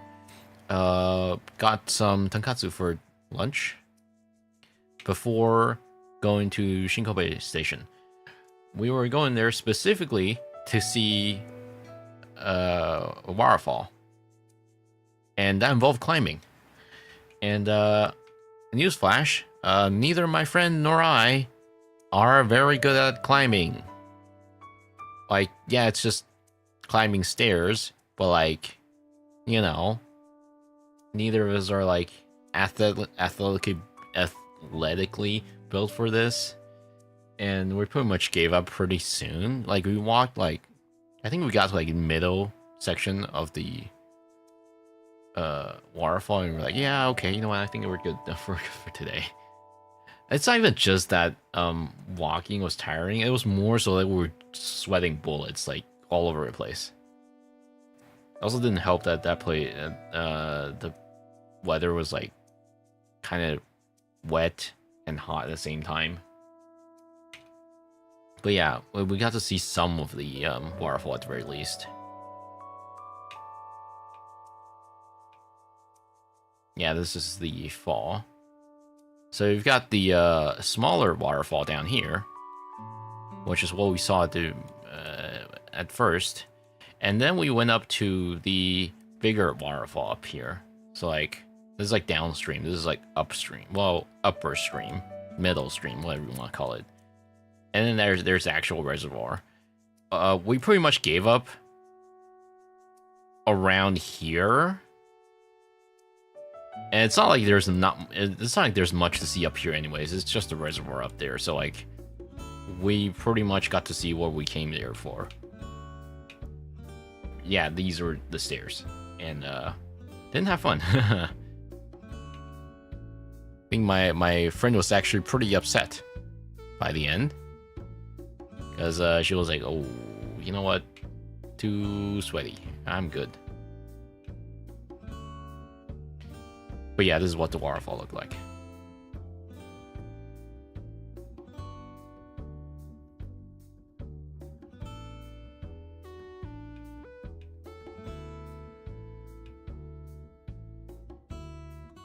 A lot of climbing. And yeah, this was the worst part. So we didn't exactly have a good time with a waterfall. This part made me feel worse. This was the one I had been looking for days. This is the 40cm big Teto plush that, you know, been looking around for a while, and we're like, oh shit, we finally found it. You know, we actually had been to this specific round one before, and we didn't see any, and so it's good that it finally showed up at the same round one that we were at. The problem is, this was extremely difficult to catch. I've never had this much trouble with catching a prize from arcades like these before, but like, the problem with this one is that it's very flat, so like there's not much to grip onto.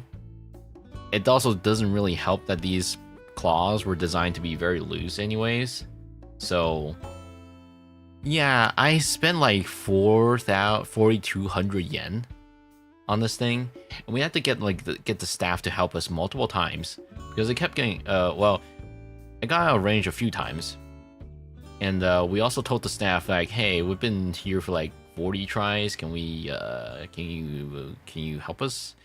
And they actually moved so for round one in prize arcades like these in Japan, if you were struggling to catch something and they know you've been spending a lot of money on this particular arcade, what they'll do is they'll try to help you a little bit. They can't just give you the plush directly, but what they'll do is they'll place it like at a very convenient place that you should be able to get the prize very easily. What some people do is they'll put the plush like right next to where the hole is. When you call them for adjusting the position. What our staff did was they placed the plush all the way on here, so it was like tipping. It was almost tipping off. And even with that help, I still failed to get it for like 1 or 2 more tries. And then they tried it again, and I was like, okay, finally, I've got what I came here for. Was it worth it? Well, let's just say I had to borrow 200 yen from my friend, and I was officially out of cash at the end of that 4,000. So that was the last of my Japanese yen cash. But I do have it now with me, thankfully. The zoomed version tells so much. Obviously, it's been a while since I got it, but like I didn't take a picture of it, and it obviously wouldn't show up very well if I show you now. But like on the back, you could see like so many claw marks, which eventually, it does get smoothed out when you like graze your hand next to it, when you graze your hand on it. So it's not a big deal. Like it's not a permanent mark or anything. But like you could tell, like I could tell when I was catching it, when I flipped it over, there were like so many claw marks. It was pretty funny. And for the end of that day, we went to a Leo concert.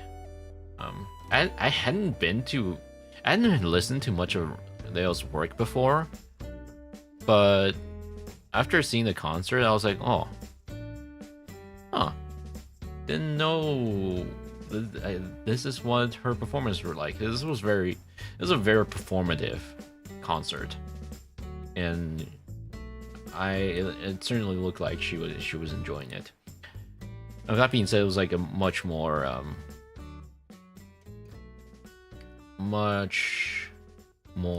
relaxed, much less elaborate stage setup.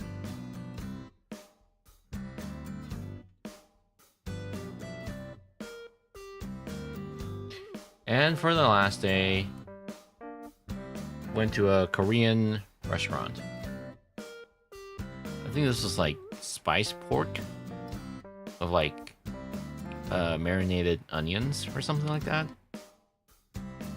I actually really like this. I really like the sauce that they had. I also ordered this crab soup thing. I don't know what it's called in Korean, but there was a name for it. My friend got this oyster omelet thing. And yeah, we also went to a is it Jinja? Is that what it's called in Japanese? But yeah, a little place, a little place where you can praise the pray to the gods and whatnot. We also went to a chocolate place. I didn't pick up anything myself. My friend wanted some. I thought about getting their they also served ice cream, but I was like, yeah, you know, I'm good. Well, oh, it's okay. So it was less of that. It was more so like, yeah, I'm ready to move on to the next location. But otherwise, the chocolate looked good. That being said, these are very expensive chocolate now that I'm looking at it. 400 yen. So that's like 80 Newton dollar, and that's like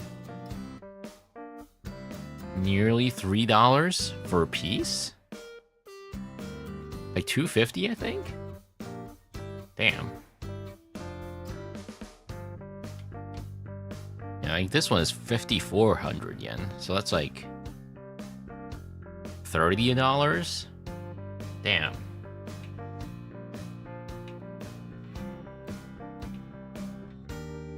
Look, those chocolate chips look pretty good right now.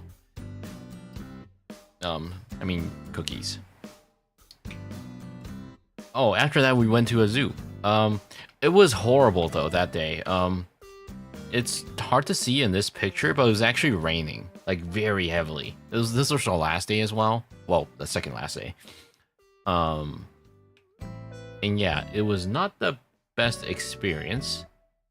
We were pretty much drenched by the time we got to the zoo, but well, actually, no, there's no but. Like, we couldn't really focus on going to the various exhibits because, like, you know, it's outdoor, and like a lot of outdoor exhibitions were also closed as well. Or okay, not closed, they were open, but like the animals weren't showing up because like they were trying to get away from the rain.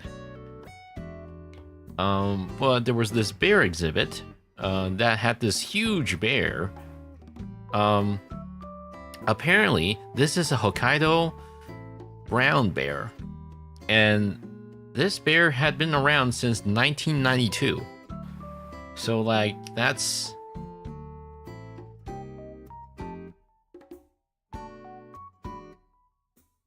34 years? Holy shit, that is one old bear. Damn.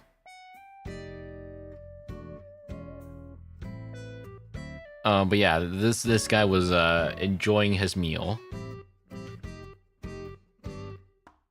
I was kind of surprised to see that it was just like it was like evolved vegetarian. It's all vegan. I was expecting like meat or something. There were also penguins outside.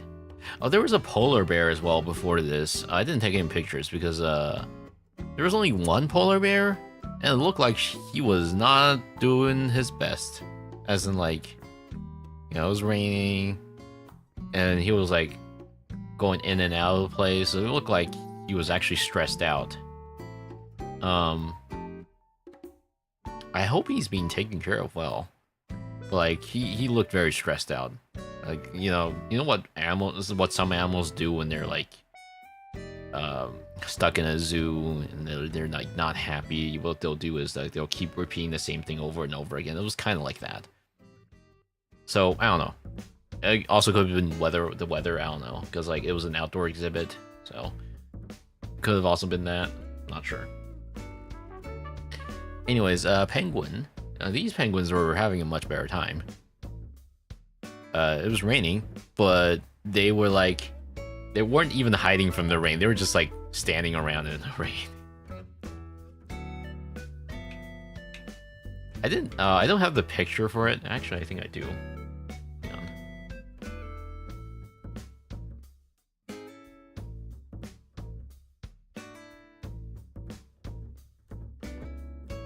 Let me find it. I have my phone picture with me. Phone pic, which should have it.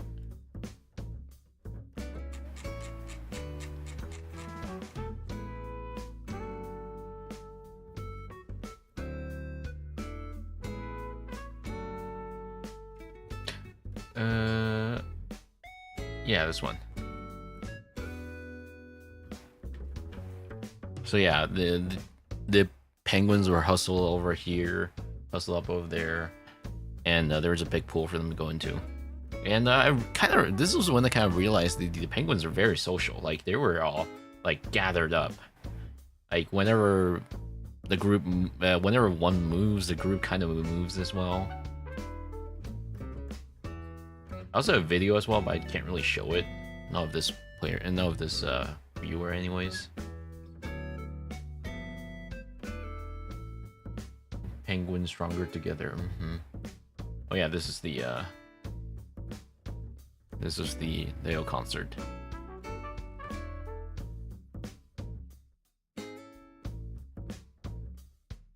And yeah, this was the finger puppet that I got. Look at it.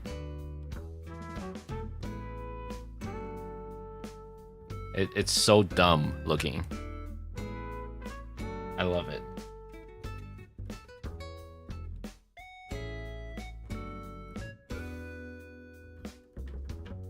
Oh, by the way, I can actually show you guys this because the concert tour is over.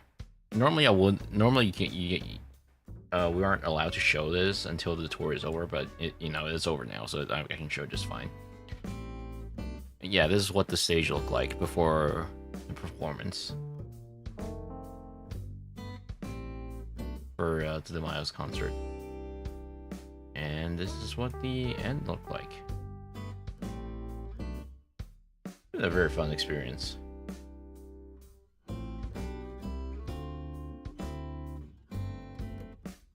Yeah, this was day one.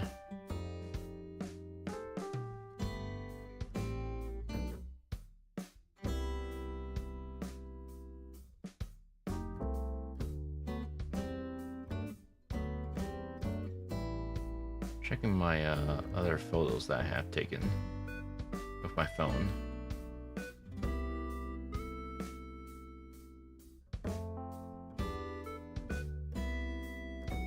I went to a book off. Sorry, hard off. No, book off. It's book off. I went to book.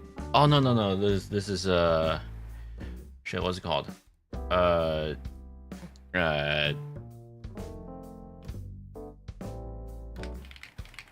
don't really remember the Japanese name for it, but I don't remember the pronunciation.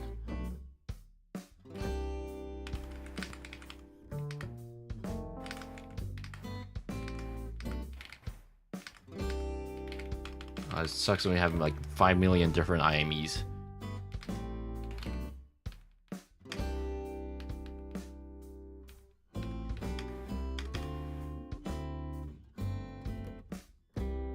Right, Sugaya, that's it. I went to Sugaya in Nipponbashi, and I wasn't really planning on visiting any secondhand store this time around, but like I figured I have time, I might as well. Saw this Trails trilogy for PSP. I was like, that's pretty good, but I kind of have those games already. I'm like, yeah, okay. What I thought was interesting was it actually had quite a few interesting items as well, but the prices were like, yeah, I'm good. Like they weren't horrible or anything, but like they weren't great. Like this PS2 blue PS2 stand, it's 5,700 yen. That's like $30. Granted, I know these aren't exactly common, so I can kind of understand. But for me, who's usually like impulse purchases things, like yeah, I'm good. There's also like the PS1 portable LCD as well, 30,000 yen. Which I mean, in retrospect, I guess that's not that bad. I don't know what the market rate is though. That's why I don't buy these things, because like I don't want to overspend. Because like that's like $200 basically. Also saw this limited edition PSP. I have no idea what this is of, but that's also $200 ish. Also, I did not know this, but like how is the PS Vita TV prices so high now? They used to be like $70 or less a few years ago. Now they're like $250-ish. That's like ridiculously expensive now. I don't know what happened.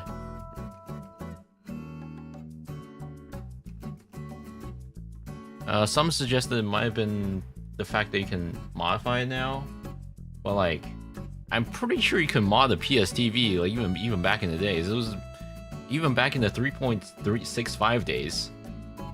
So it's like 7 or 8 years ago. You can already mod one. So I don't know. I don't understand why it's so expensive now.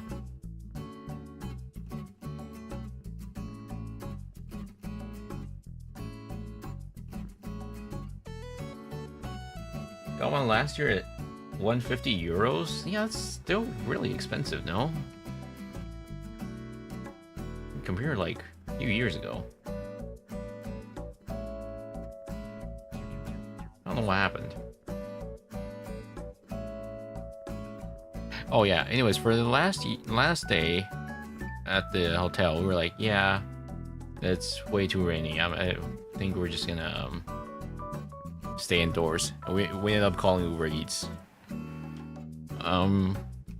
Which was pretty good for what it was. This was my first time ordering from Uber Eats in Japan. Which, by the way, did you know people in Japan they do their delivery services mostly on bicycle. That seems like even like McDonald's delivery, they were also doing it on bicycle.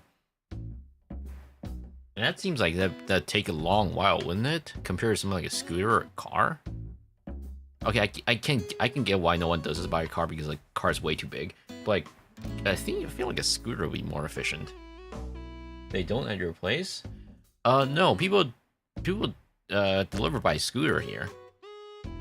Because like there's so many orders they got run through. There aren't a lot of people that do deliveries by bicycle. There are some, but like it's relatively rare.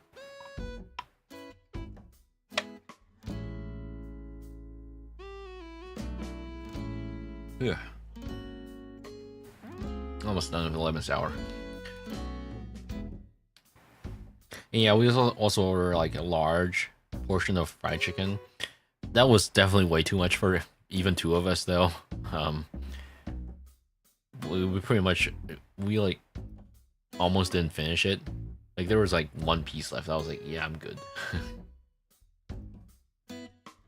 Oh, dude, you guys have to see this. On the way back, I was at the Kansai airport, and it's been a while since I last went to Kansai airport.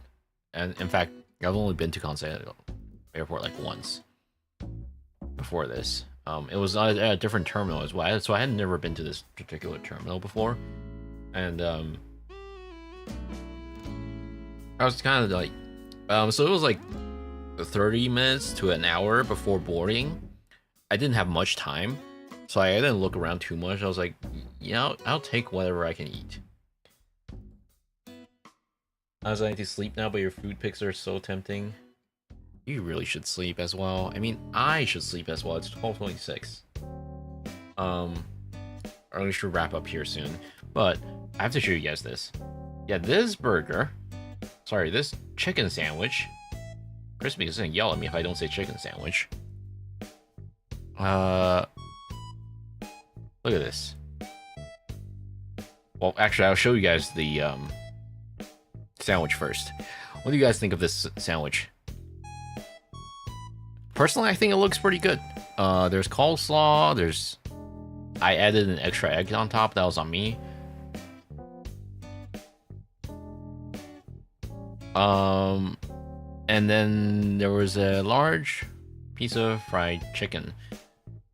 And here's the thing. The chicken was a little bit tough. It was a little dry as well. So like, it wasn't like the easiest to chew through. And Hang on, is that the Popeyes one? Nope, that is a different place. That is a restaurant I had never heard of. But no, it's not Popeyes. Guess how much this is in Japanese yen or US dollars? $12? Are we talking 12 US dollars or 12 Canadian dollars? $9.95? 500 yen? Well, guys, what if I tell you guys this was how much is this in US dollars?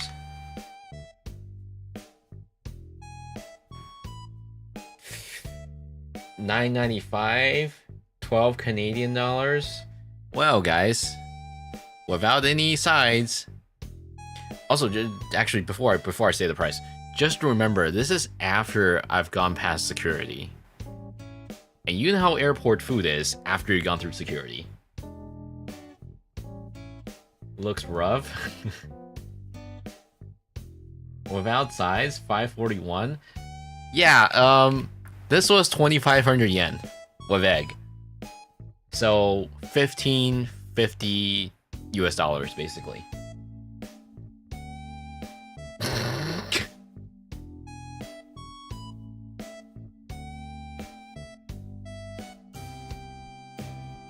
$12 Canadian dollars is 2,500 yen, is it? Hang on. $22, 22 Canadian dollars, close enough. Dude, that's one hell of an airport tax. Yeah. Also, apparently 2,500 yen is 22 Canadian dollars. So, good job, Ren. Does this chicken have a passport or what? Yeah, like, it didn't really occur to me that I was scammed until after, like, I was, like, almost done with the sandwich. I was like, You know, for 2,500 yen, I kind of expected this burger to, like, blow me away. Or sandwich, I mean. But no. What they do the food, tell it bedtime stories, have it certified to go through a scanner. Until you finish, I was like, it didn't taste like 2,500 yen. Yeah, basically. It was like, well, was this worth 2,500 yen? No, not really. Oh well. It's whatever. It was like, an hour before boarding anyway, so in retrospect, I probably should have picked a different place, and I probably would have gotten a better food experience out of it. Like, surely, airport food is expensive, but, like, not all of them should be this expensive, right? Tastes like 900 yen? Yeah, actually, I think, well, okay. At worst, I think this could be 1,500 yen, and I would have been okay with it. But after tasting it, I was like, dude, 2,500 yen, really? Damn, scammed.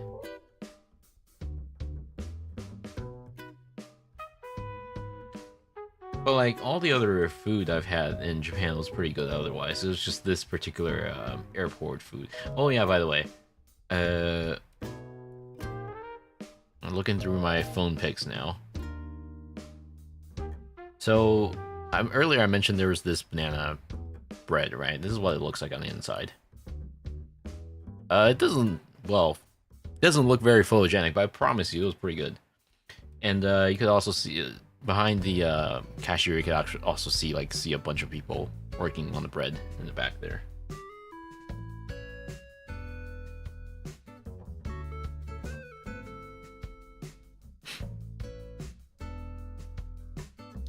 What else is there that I missed?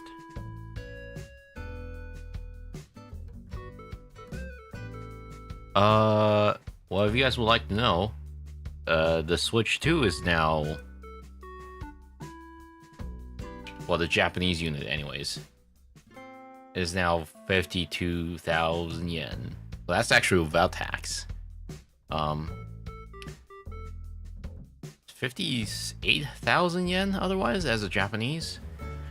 Like, sure, you could get this as a foreigner, but it's gonna be a Japanese only unit, so you can't purchase non-Japanese titles on there. All your games will start as Japanese.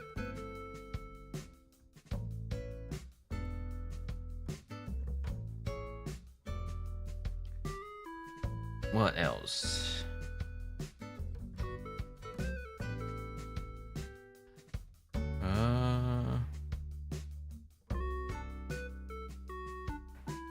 This one should be safe to show, right? Yeah.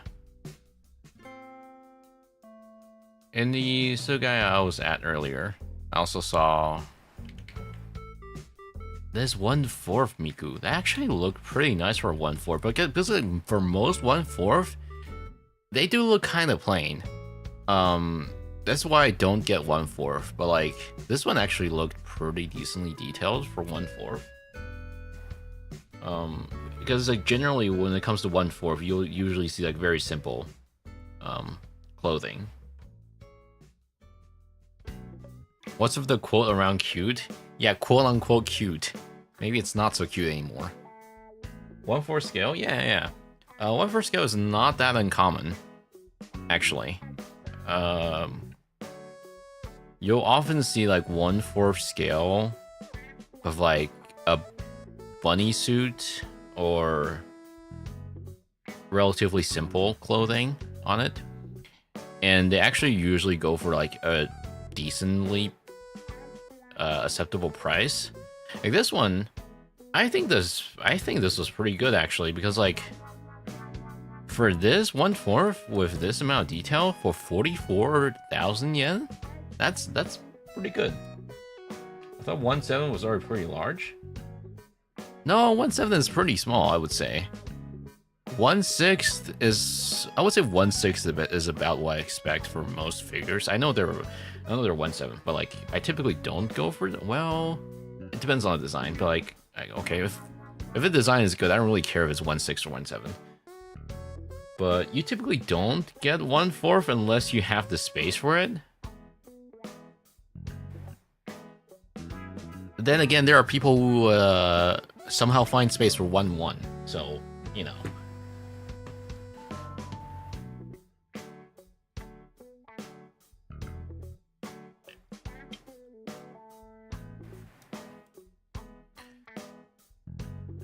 You know, at some point I would like a Racing Miku fig, but today is not one of those days. I really like the Racing Miku from what was it, 2024? The one designed by the Ryza artist. The one with like way too thick thighs. I really like that one. That one usually goes for like 30,000 yen, I think. So actually, that's not too bad. But you know, it's never like an impulse purchase buy kind of money. Also, I need to find space for it, so I'm actually kind of out of space already for figures. I mean, I'll find space, of course, if I do buy something, but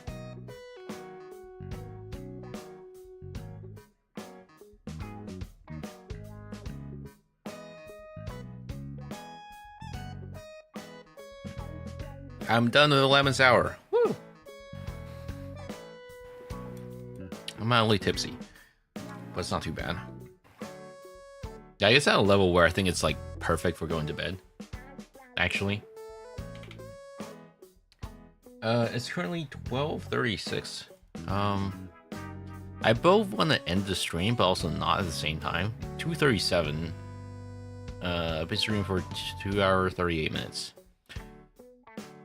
I kind of want to stream a little bit more, but I don't know what's there to talk about else.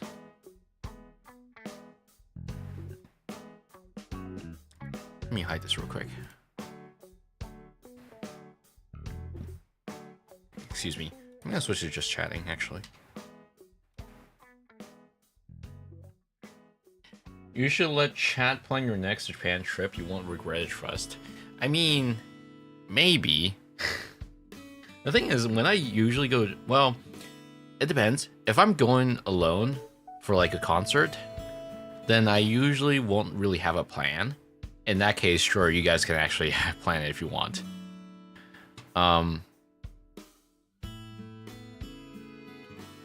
But like, for if I'm going with my friend, then my friend is usually the one that's like planning the trip.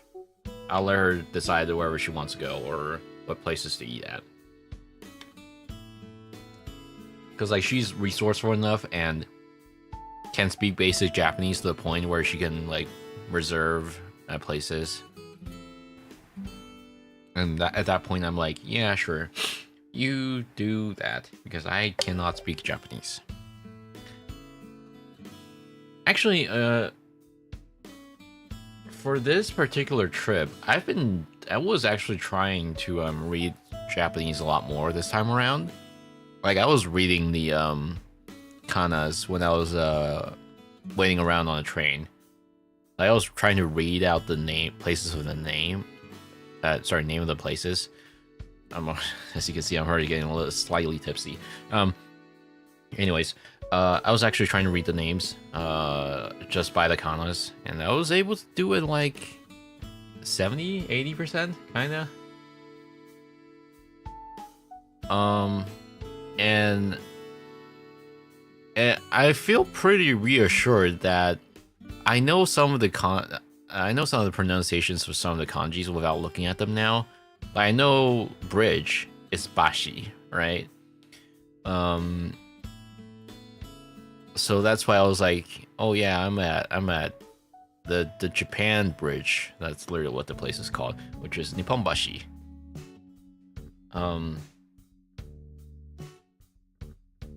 And a few other things I don't remember on top of my head right now, but like,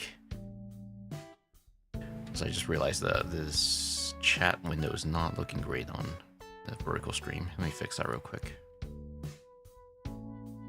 Okay.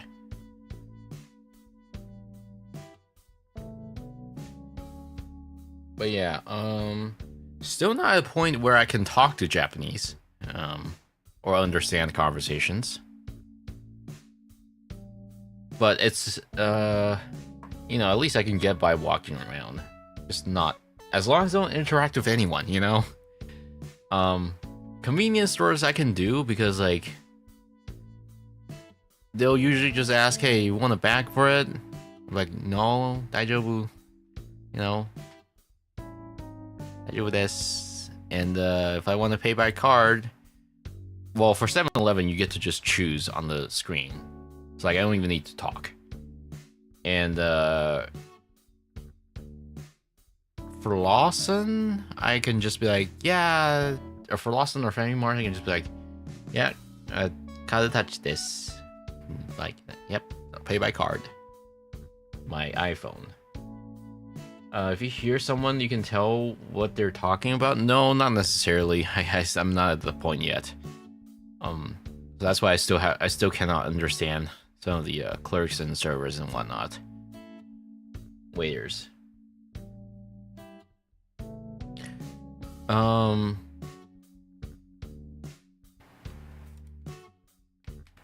Actually, I should post. Daijoubu desu. Yeah, that. I should post my 4th year anniversary stuff real quick.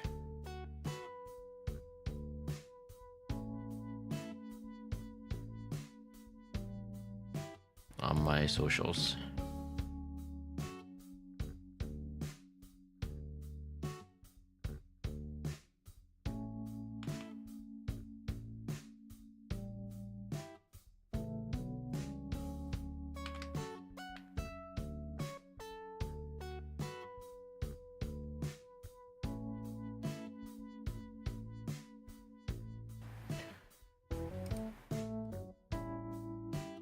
Oh, I'm pretty.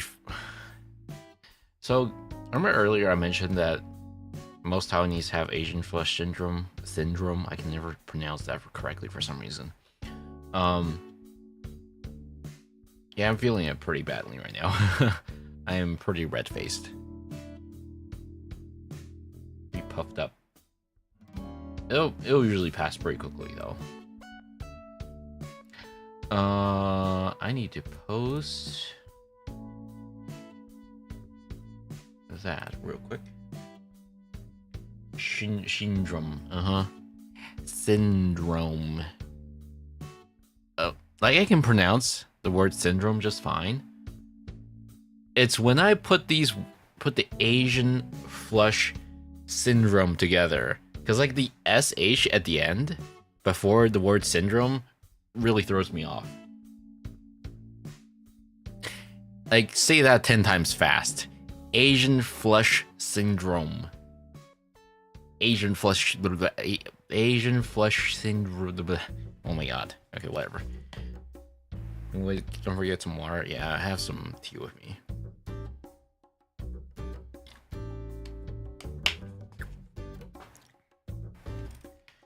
I was like, what was it again? RCAZ, that's it.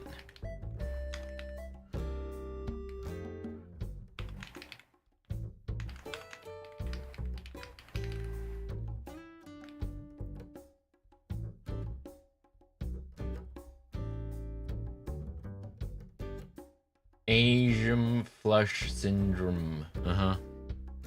Asian flush syndrome.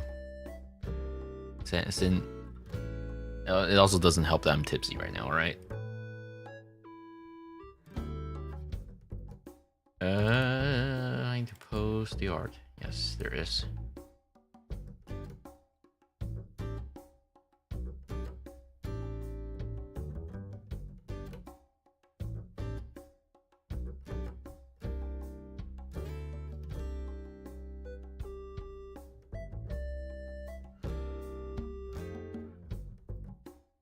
I think I'm gonna watermark this actually.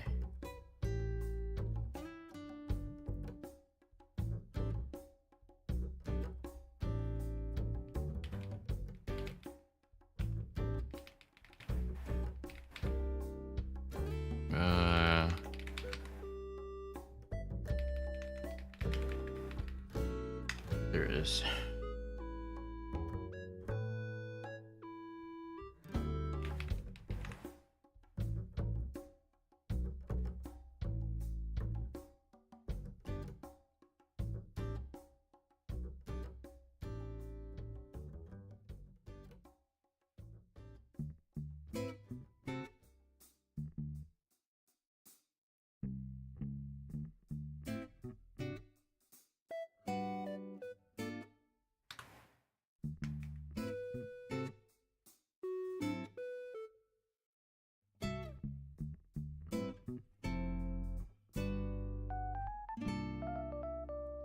How do I do this with just magic again? Or image magic, not like literally magic. Magic.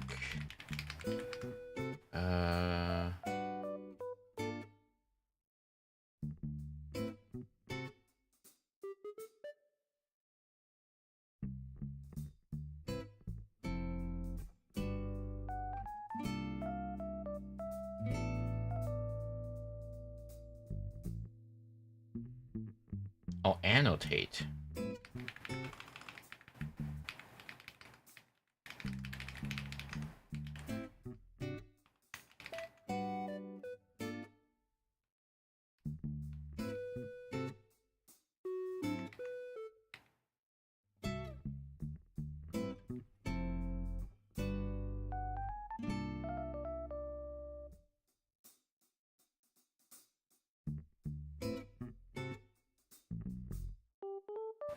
Margin X margin. Oh god.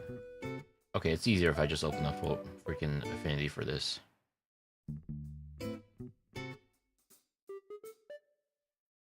So for context, first of all, you guys know I released the wallpapers for the various telecovers I've done. I've released the covers, the art designs for the wallpapers and whatnot.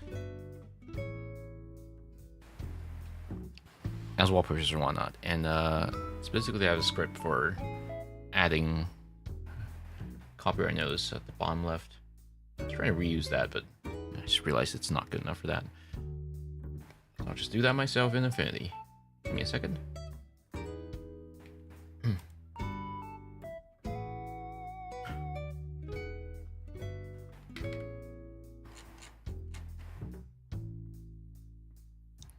What font did I use again?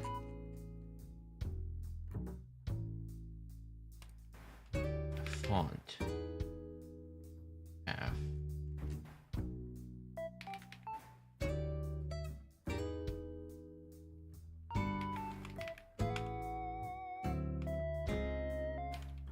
Hako Mincho. Okay. Hako Mincho, there is.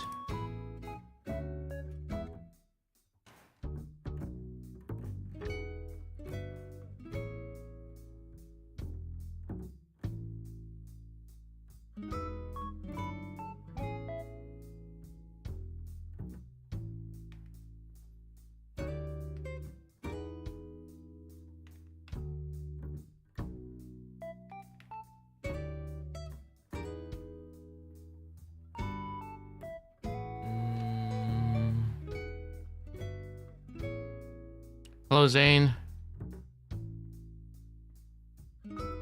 Welcome to stream.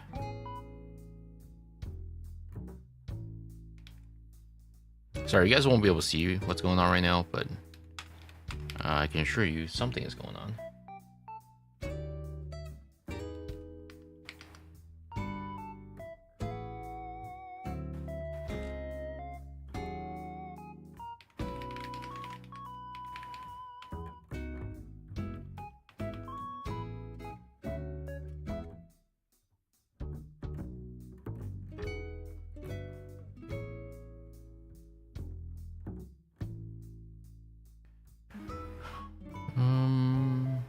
Might. How to outline again?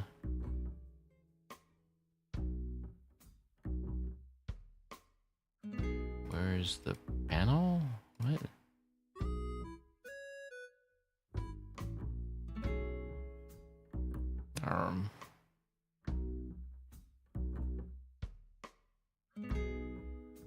Outline. No, that's background.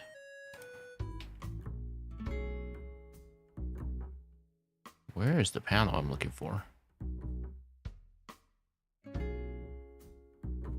There's a paragraph panel. Cool.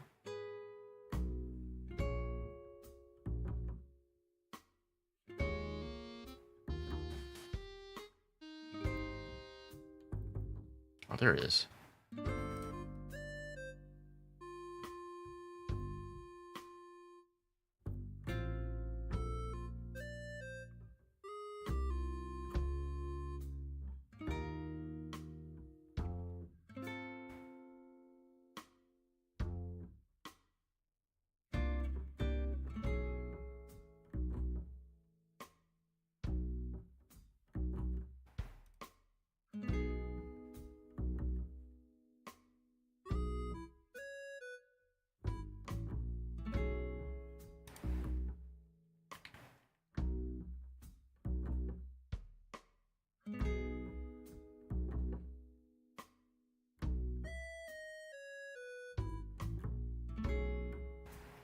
Okay, export.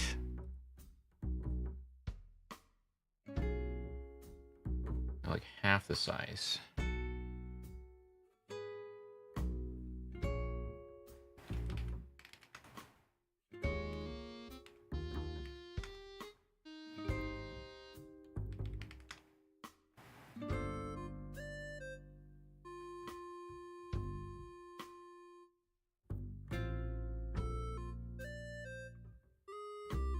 Okay. Now I can post it.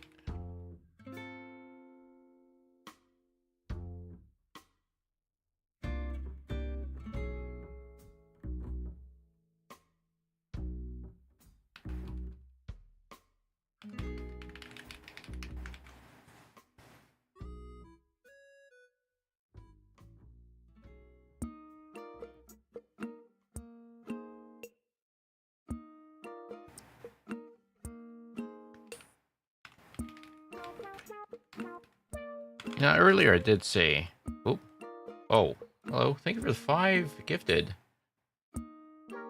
Sorry, I didn't have these sound alerts set up, I think. Is it not showing up? Anyways, thank you for the 5 gifted, Zane.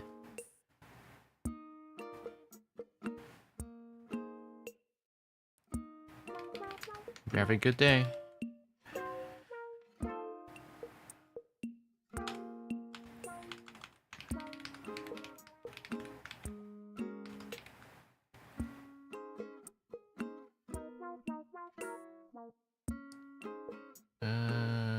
Customize. All right.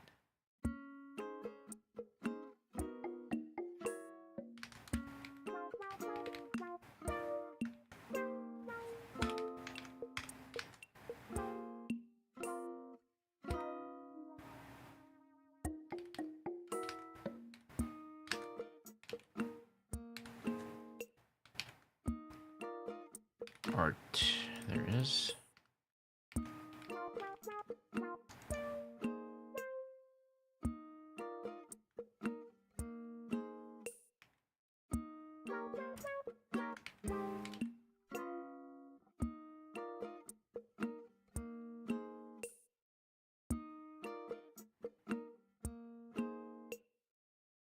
All right, post. Now I can post my schedule. Sorry, post my script on there as well.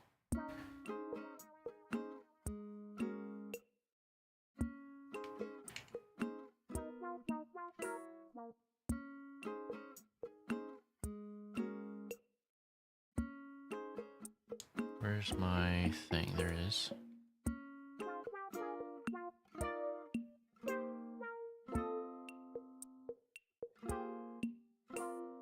Pin this to my profile.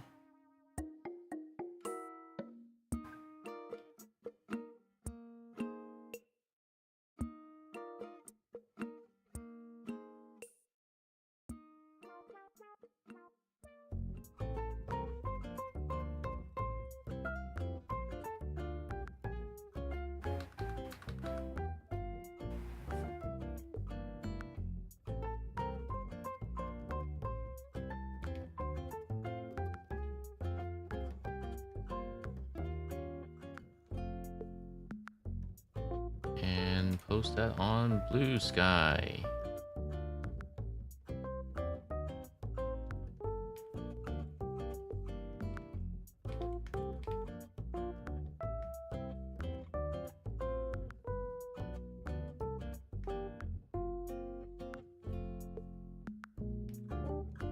So earlier I did say I was going to show some of the earlier design sketches, and I'll do that in a little bit.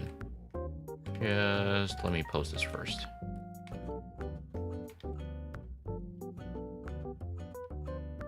I'm not even sure if I shared it before. Well, I know maybe I had.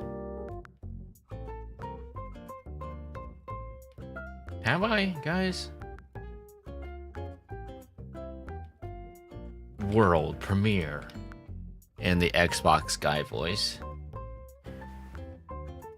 Blank, have I shown previous design sketches before? I feel like you would know, right?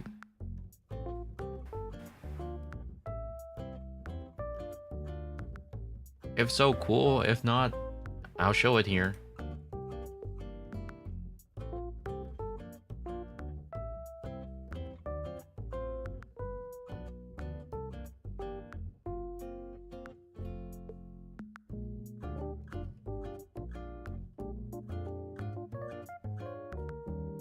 God damn it, I keep hitting the wrong button.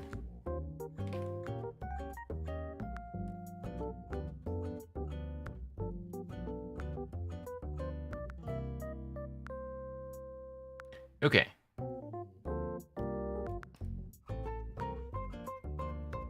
But yeah, just in case I haven't, I will show you guys that now. And then I can call it.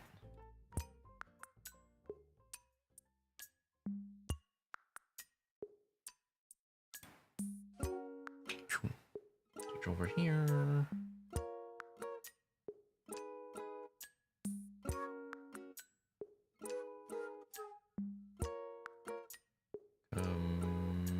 What's it called again?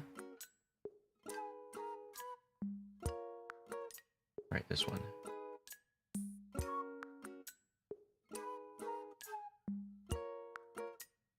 I don't have those files synced. God damn it. Always keep on this device. And now I should download it. I mean, in the meantime, I can show you guys, I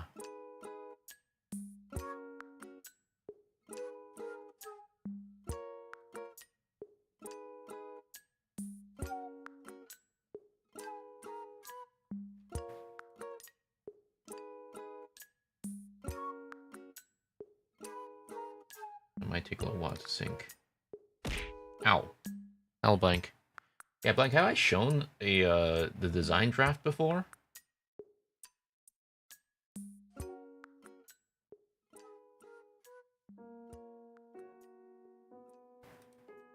I don't think so. Well,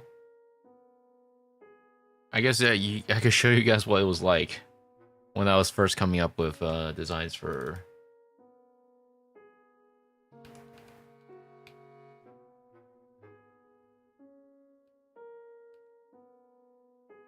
the character. So this was back in 1.0. So let's start off with 1.0 design.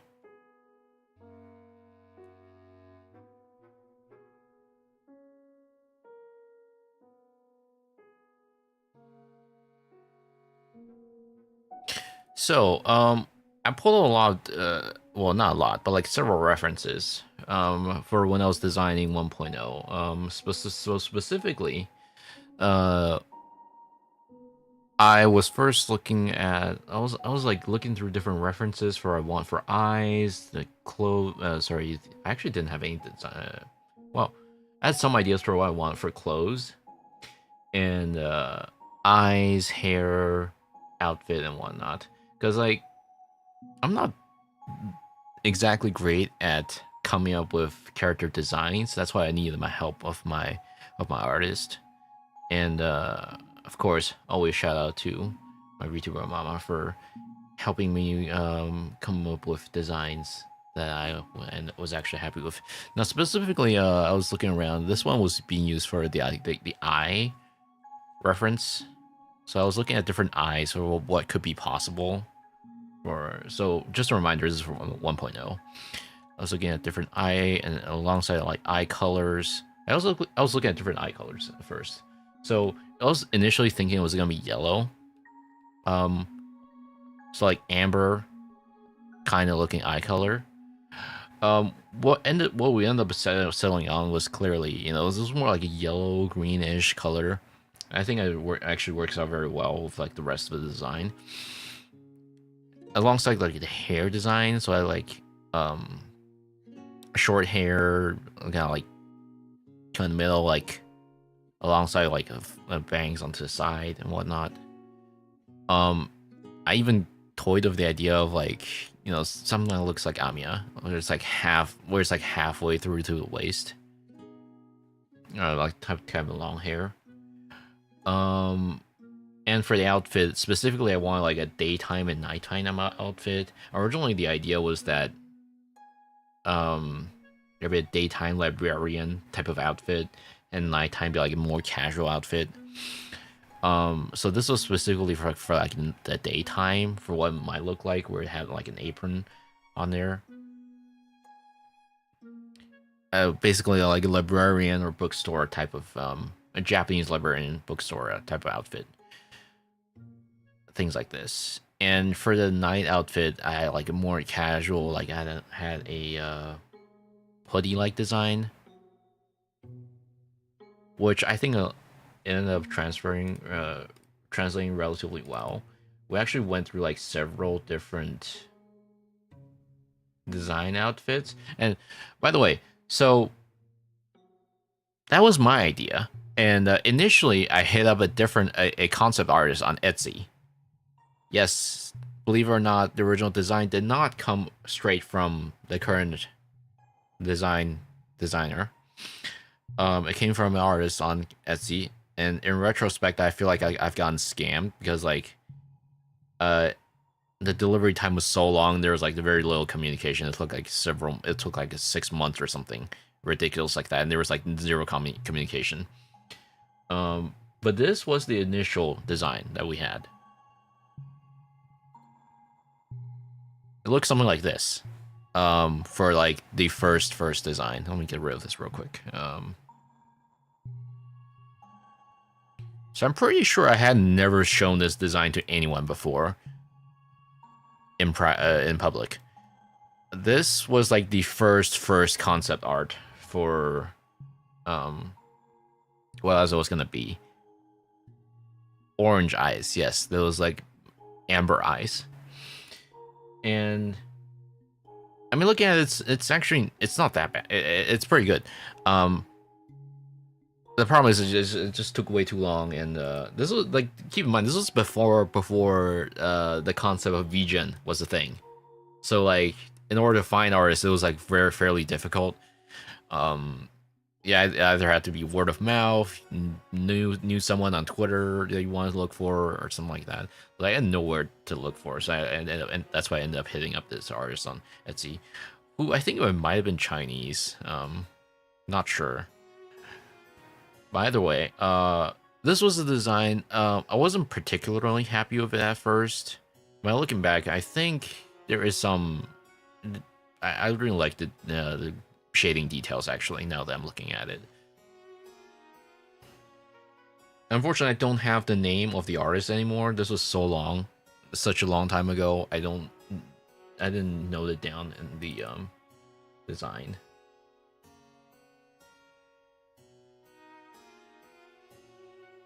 And what ended up happening was my current designer, I showed her what I had in mind alongside this initial concept.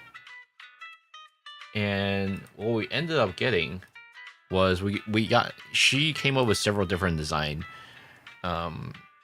proposals. So for the daytime, we had two different designs. Oh, the one is the left one is the one that you're all familiar with. The right one was the other one that basically I had to choose between these two for the daytime design. There were also like different outfits as well. So there's a version 1, there's a version 2. I'll be honest, looking at them now, I feel like these would be great outfits still. Even moving on to the current one.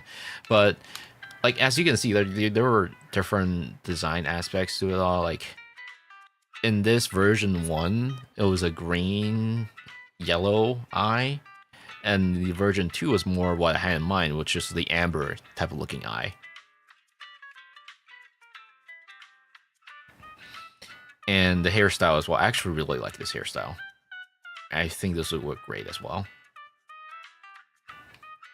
Alongside various different night outfits. So these are different ones that we had. Which one was which again? Yeah, this was like the first draft that they came up with, I think. So I went with A. But they were like a few different colors, but like the idea was kind of there already for like the nighttime one. It's just like mild differences. And so we ended up iterating from there for both of these. So I ended up picking A for both of these. And the second iterations was like basically very mild different changes. Like, how would you like your pants section to look? Why does it keep automatically doing that? Do I have slideshow on? Where's the slideshow button? Hello?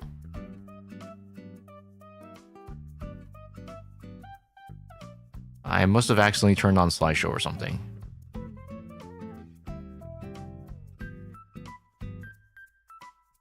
Hello? I'm trying to find the option.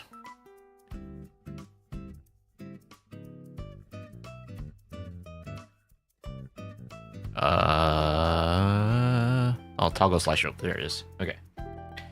And yeah, we went through different design decisions, and you know, initially the glasses could have been yellow as well as the different eyebrow color. It could have been either gray or pink.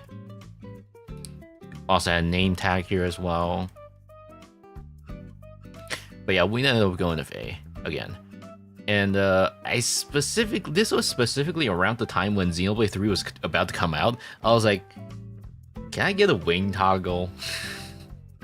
Like for a high-end classes of people. I was like, yeah, can you also get that drawn, please, as like an item? This is one of the items that didn't make it to V2, 2.0, but you know we still have this toggle from 1.0 days.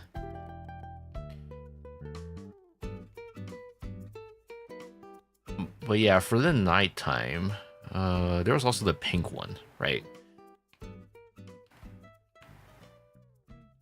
I think that would also be a good outfit choice, but I feel like it would have fitted better for like, for the 1.0 model. I don't think it would work as well for the 2.0 model. Anyways, yeah, we ended up finalizing the current design we have now, which is, you know, well, current design we had for 1.0, that is, not like now, which is these. After all, it's been cleaned up. Now for 2.0, I don't have the references with me anymore, but the idea was that, well, technically I have it, but like I have to open up a document that's like not easily openable right now. But for the 2.0 design, I was like, since I knew I wanted to keep RE Workshop going, I wanted more for the I was like, okay, you know what I do at work? It feels like being a detective. So for the InfoSec specific streams, I wanted something that's like, okay, I want to be a detective. And so like that's one of the outfits I nailed down very early on. And the other one was a casual quote unquote outfit. And that one, I kind of had Toa's design in mind. I really like Toa's street casual design. And so I was like, for the top, I kind of wanted it to be something like that. But also for other things, I forgot what other references I had for that, but I specifically like remember the most being the casual, for the top for the casual part. So for the design, we went through different iterations.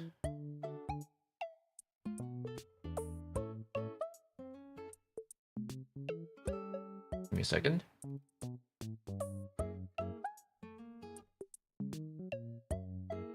Sort by date modified. Actually, they're all the same. Cool.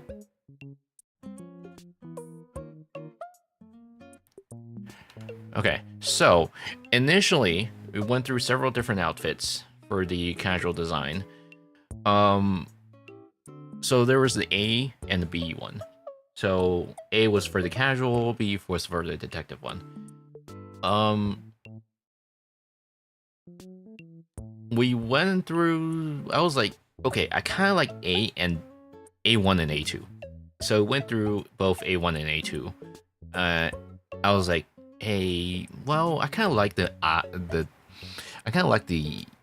cat ears on A1. I kind of prefer the outfit on A2. I also kind of like, sorry, I like the top on the A2.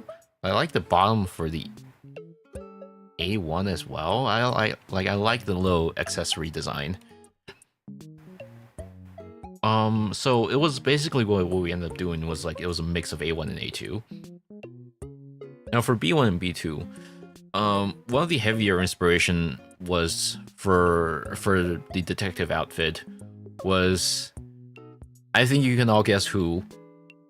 It was Amelia Watson. She was like the big VTuber of like a detective outfit, right? And so in my mind, I really want something like that. So that's why I ended up going with B1. I think B2. There were some aspects that were taken from B2 as well, like the little strap here. Um, that is actually scrapped. We never ended up using this, but it was drawn. I'll show you guys in a little bit. And we also had like various different. We later revised the detective outfit more and more. See what part looks right. And yeah, this was like the early sketch for the casual outfit, which is what we have now. And this is what it looks like after it's been cleaned up. And it's pretty much what we have now. There were only like slight differences, like the collar part was ended up being purple instead of gray. Like other than that, it's pretty much mostly the same after it's been revised a few times. And these were different toggles that we had in mind for the detective outfit as well.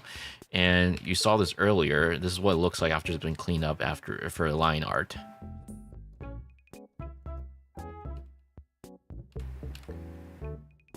It went through several iterations alongside the accessories and whatnot. And yeah, there was this belt thing. So my designer had the idea of keeping this around as like accessory. But later when you're rigging, we found out that, well, it doesn't really fit anywhere. I don't really know what we could do with it. So we ended up not using that, but otherwise it was in the delivered product. In the delivered file. Yeah, later on we revised a few times to figure out what we want for accessories, alongside the various different toggles and what it looked like. And for the hairstyle, we actually, at this stage, it wasn't like decided upon. It wasn't until that the design was about to be done, my designer artist was like, you know what? I've come up with a few different hair designs, and you can use all of them. Let me see if I can find it.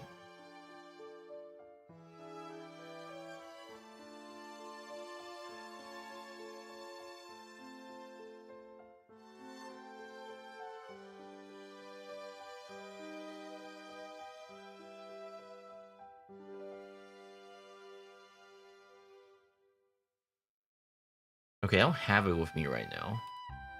Actually, I thought I did. It's on here?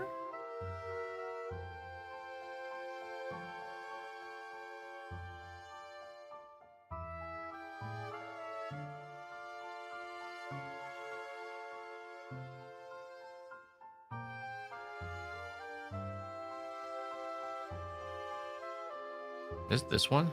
Oh yeah. These were different toggles that we had that my artist did draw. So technically, there is a monocular toggle. Well, was planned to have a monocular toggle, but we didn't end up rigging one. But everything else is available now.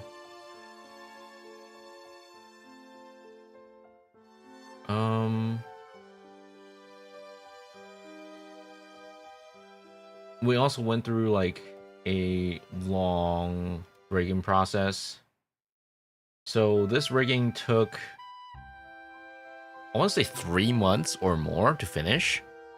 So we started around, we started the design. Start the design for 2.0 back in August 2024, and we finalized it around August. 2024 October-ish. And the rigging process didn't start until 2025 April because I had to be put in the wait list because Kohai was pretty popular.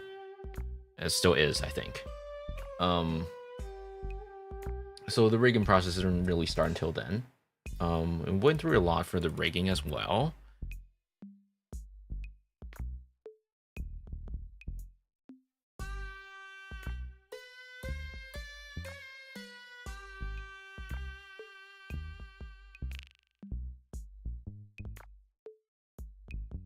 I don't know how much of it I can show, though.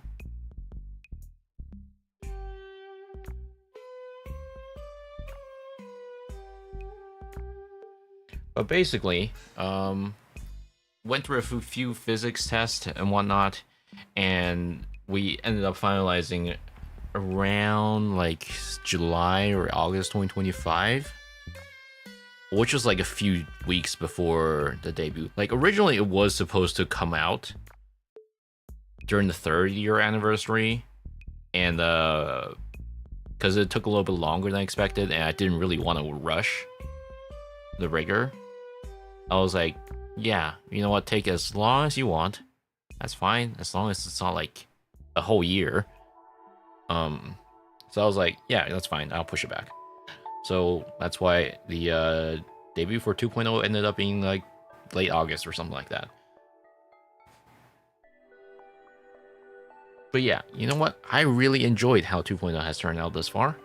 And who knows? I've thought about getting a few outfits done or rigging more parts of the body that was planned to be rigged but didn't end up doing due to budget constraints, because this rigging really was not cheap. But yeah, that's for future me to decide. We'll see. Like there are a lot of aspects of this model that I haven't really used otherwise, like lower half. The tail is not rigged. I did think about rigging it, but not right now. Anyways, yeah, I think that's it for today. There's not much else for me to talk about, I think. Once again, 4th year anniversary. Here's many more years, hopefully. I hope I'll be able to show you guys more for the 5th year anniversary. But otherwise, there is going to be a Saturday stream. I don't know what yet. Will either be a Mauer stream or it'll be a driving stream. We'll see. But after that, just a reminder, I'm going to be gone for a week after that, and I'll be back. It's back to business as usual. I think I'll be streaming more regularly in July because I don't have anything planned for July. It's good. All right. Now, with that being said, who can we raid?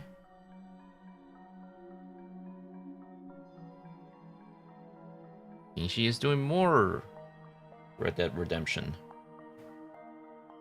Let's see. Following. Rated you. Yeah, sure. Let's rate her.